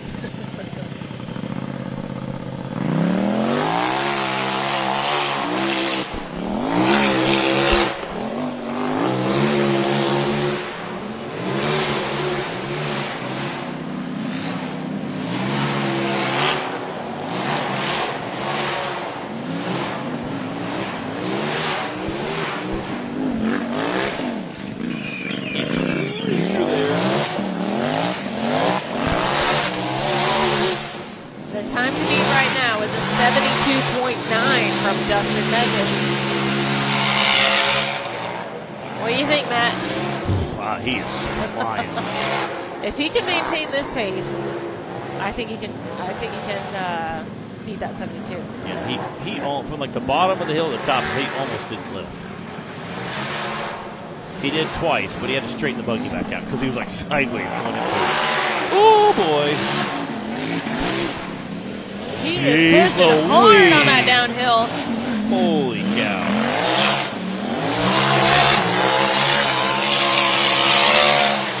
Oh boy! He saved it through the finish line. Wow! 66.690. Wow. Get her done. That's how you do it, folks. That is your new leader here on course 2, and that is going to be real hard to beat. Wow. Well done, Clay Kaysen. Jeez. Get her done. Get her done.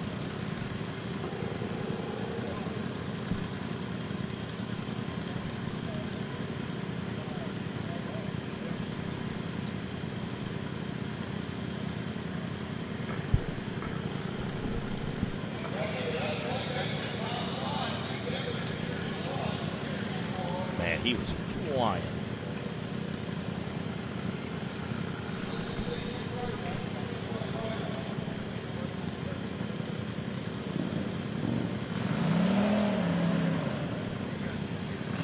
Mr. Dylan Dowler pulling that race line starting gate. No pressure, Dylan. Yeah, for real.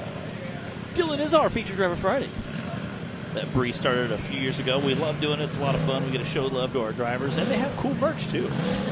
Dylan, this is his brand new merch. His mom worked with him getting it designed and has both of his buggies because he races our Cup Series as well as our stock class. So he has two different cars he races each weekend, which is double duty for Mr. Double D Motorsports.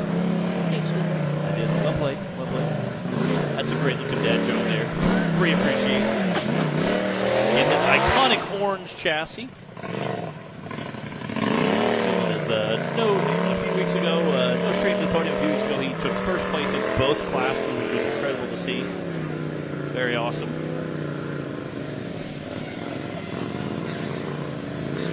Well, Dylan had a second place finish on course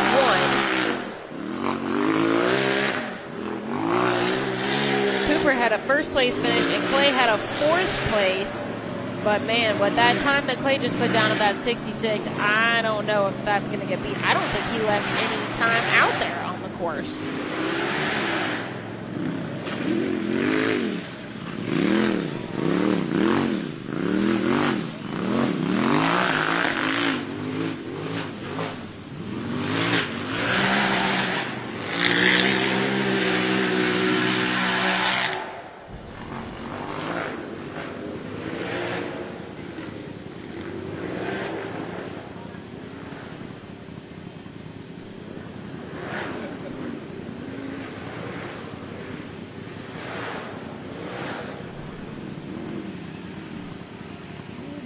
Checked him a little bit there. He did. Nice smooth transition. I think that Clay had the fastest from the top of the ledge to the ravine that we've seen. Clearly, he had the fastest overall, so that's where he made up a little bit of time. Great run from Dylan. Let's see the time.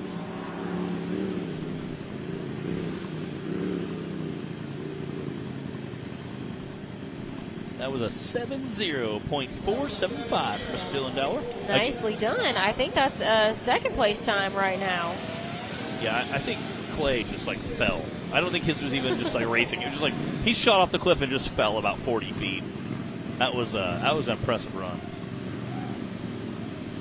That gives Dylan 2 second place finishes for today. Well, we still have a couple of drivers left to go. I guess I shouldn't, get ahead of myself here. But right now, Clay with that 66 has the fastest time, now followed by Dylan with a 70. And then we've still got Matt Meyer with a 74.1, Ethan Hunt with a 74.4. Yeah, he absolutely... Oh, I'm sorry. I skipped over Dustin Medley with a 72. So right now it's Clay, Dylan, then Dustin. Yeah. Those are your top three. Clay was just... he absolutely set that on fire. I mean, he was flying through there. He was definitely racing with a purpose. Like, that was the ragged edge. I don't think you could go much faster than that. Oh, he was pushing it for sure. Yeah, I don't know if you could go much faster than that. Just watching his run, I don't think you could go much faster than that.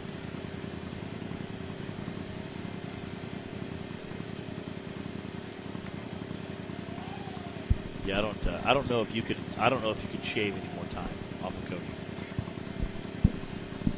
Off Clay's. Yeah, Clay's. I mean, I don't know if you could shave any time. One of those cases. Yeah, it was so unbelievably fast. I mean, like from bottom of the hill to top of the hill, I think the only time he lifted was about halfway up just to straighten the buggy back out because he was still going forward, but it was like sideways forward. He came downhill just on two wheels. But again, when you see all those times, I mean, we have like a half a dozen times all within like a second or two of each other.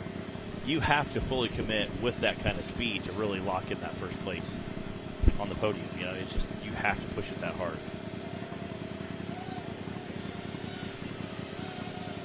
We have a few drivers that are still going to try to upset that apple cart, but man, I don't know if you can go any faster than Clay's run. We got Martin Stewart on the line, and then we still got, DC Thompson. We've got Wade. And I'm not sure if David Darnell and Riley Pete, if they are broken. So we'll find out. Right now, it's Martin Stewart on the course. Old Stewart family out here. Got to see Will, talk to him a little bit this afternoon. That was very cool. And yeah, David Darnell, I think he broke on the first one. I don't know if he got it fixed for the second one.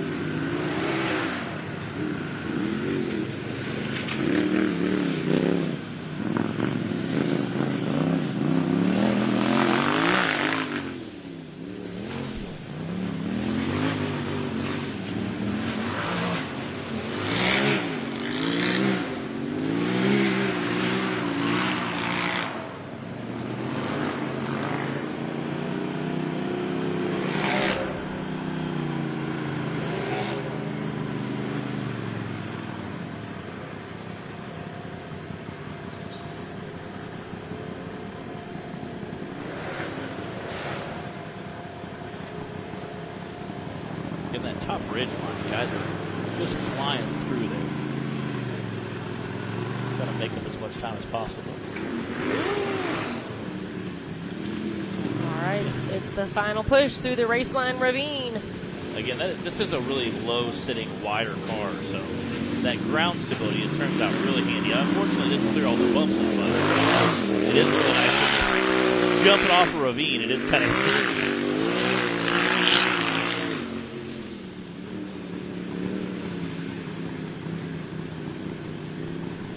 89.101 for Martin Stewart.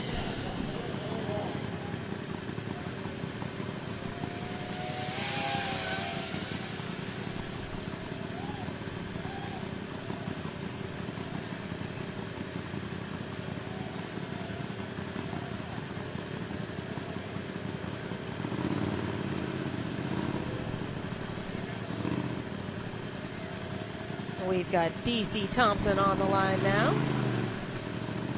In the headache. Hopefully it doesn't prove itself to be a headache today. Yeah. Well, last couple of years, we've kind of, for the most part, been very competitive. Unfortunately, had some weird stuff with the buggy. And again, him and Dan Carter are the same way. They have weird things happen with the buggy. It's not normally an axle or a drive shaft. It's like the most random stuff that you have to unfortunately, engineer. Weird technical things. DC getting high up on that sidewall, ramping through there. DC comes out of Mississippi to race with us. Well, a fun fact about him is that he used to be, maybe still is, I don't know, a very talented BMX rider. Yeah. I've been saying for a long time that we need DC to do our halftime show. Somebody bring a bike out for him. Yeah. And let's see some of those skills. I don't know if it's ever going to happen or not. Yeah, I think he can definitely do that.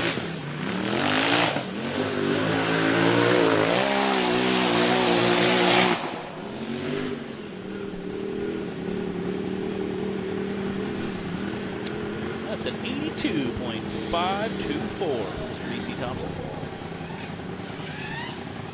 Got a few racers left, it looks like. Okay, all right. Sounds like we have David Darnell pulling the line. Again, he broke during his first run, so I don't know what exactly he broke, but he was able to get it all fixed, get it all put back together. Now he's going to make a second run, which we're very happy about. We always like it when guys can be able to get stuff done.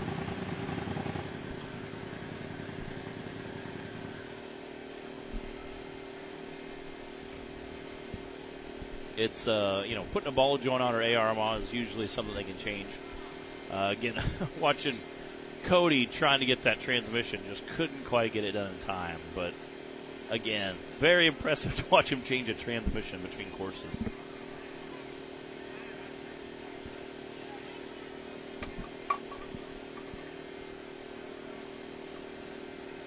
I know a lot of the Ultra 4 guys have stuff like that. I've seen Shannon Campbell's trailer. They bring spare motors, spare transmissions, spare trans cases. About every part you could think of, they bring, and that way they can change in case they have an issue during qualifying or pre-running. They can change it, and especially when you're traveling coast to coast, it makes kind of a difference.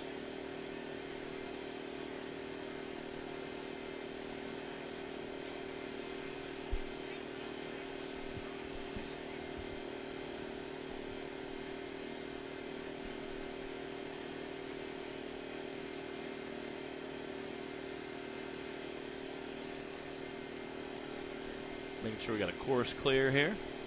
Letting the dust all settle.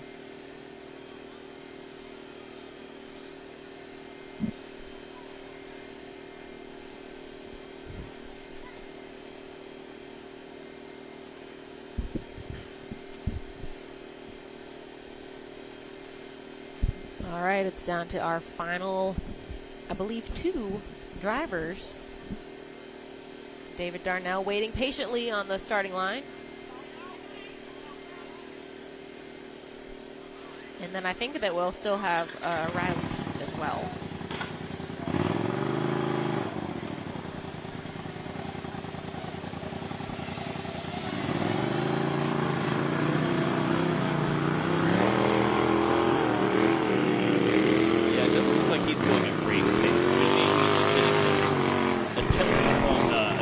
course points. Looks like.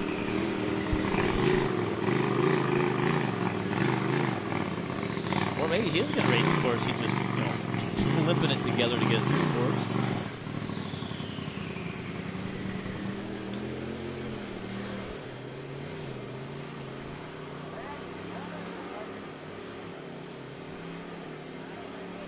And we've seen, again, Ben Driscoll last race literally completed entire course 2 with no front steering. Used his rear steer for it. Yeah, that was fun to watch. Yeah. And it was impressive that he was actually able to complete the whole course. Going into it, I thought he was going to accept the course. Get his points in.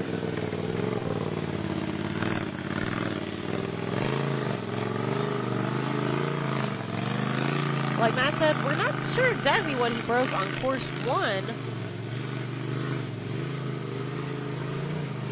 But he's making it through course 2. He's still doing what he can here on course 2.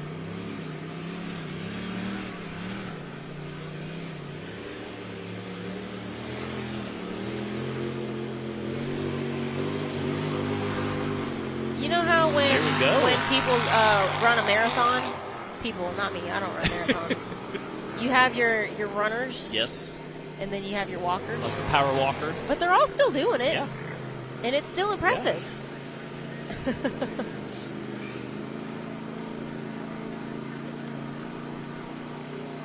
So we're thinking maybe he's got maybe a ratchet strap or something holding something. I think the front end got damaged. Yeah. On course 1. But again, it looks like he's going to limp it down. I can't see anything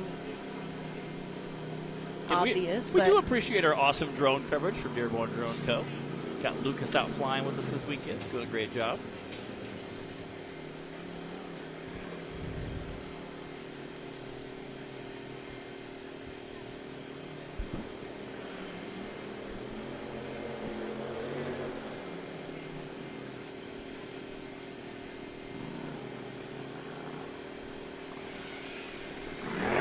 Oh, there we go. The front end's still together. Okay, it looks like he's going to be able to limp this thing through and get a finish out of it, which, again, is huge. People do not understand how huge that is point-wise. Getting 10 points, versus, 31. I mean, that's a big, big point difference.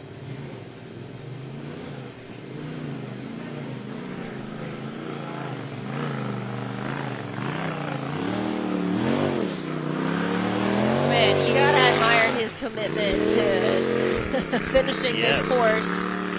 I know I am impressed. Heck yeah. That's a 188.752 for Mr. David Darnell. Again, still getting a finish out of it, so you got to give him massive props. Well done. That means we've got Riley Pete on the line, and I do believe that he is going to be... Oh, I'm sorry, I spoke too soon. I think we still got Wade Good. Do we? And we'll get some confirmation. Riley Pete out there. Very beautiful powder coat on this rig. Really sharp looking rig. I love his color scheme. It's got the purple and the neon green. He's sitting in it.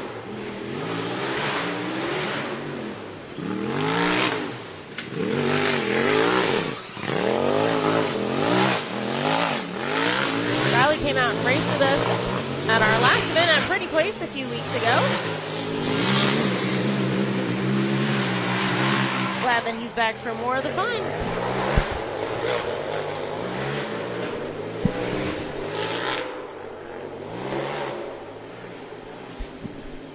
Just looping that corner.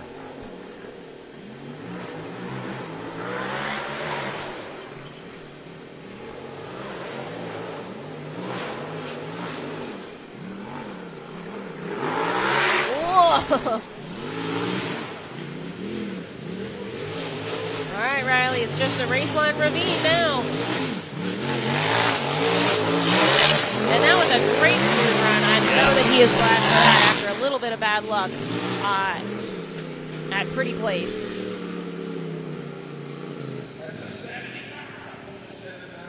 75.755 for Riley Pete. And I believe we're going to have Wade Good wrapping things up for us.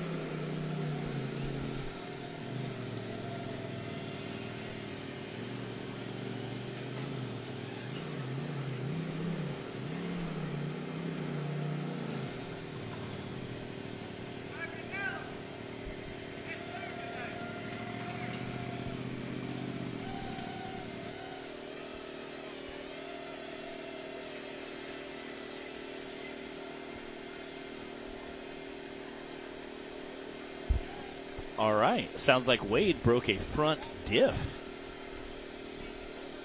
All right. Well, it looks like he decided not to come back and make an attempt or anything for those little bit of extra points. So I think that's going to wrap us up for today. Let me go ahead and do a little math here so we can at least give you guys a top 5 before we roll out. Wade Bree does a little monkey math over there. We appreciate everybody tuning in with us today. Again, we'll have our drivers meeting around 9 o'clock, kick it off around 10 o'clock tomorrow morning. Again, we appreciate you tuning in. We'll be racing 5 classes tomorrow, a ton of racing action, as well as the big bouncers, which are always one of my favorites to watch. We have Jay Storch with his new buggy coming out, which we're appreciated for. And thanks for Dylan Dowler for hooking us up with our new merch for our Featured Driver Friday. All right, this is for Course 2, top 5. Clay Kaysen had the fastest time of a 66, followed by Dylan Dowler with a 70. Dustin Medley with a 72. Matt Meyer with a 74.1. And Ethan Hunt with a 74.4. So that was our top 5 for Course 2. That does complete the racing action here today. Like Matt said, we'll be back again tomorrow with even more, with 5 classes. So we'll be starting at around 10 in the morning Central Time here at HawkPride. Heck yeah. We got some trophies to go give away now, guys. Thanks for joining us. We'll see you tomorrow. We'll see you guys.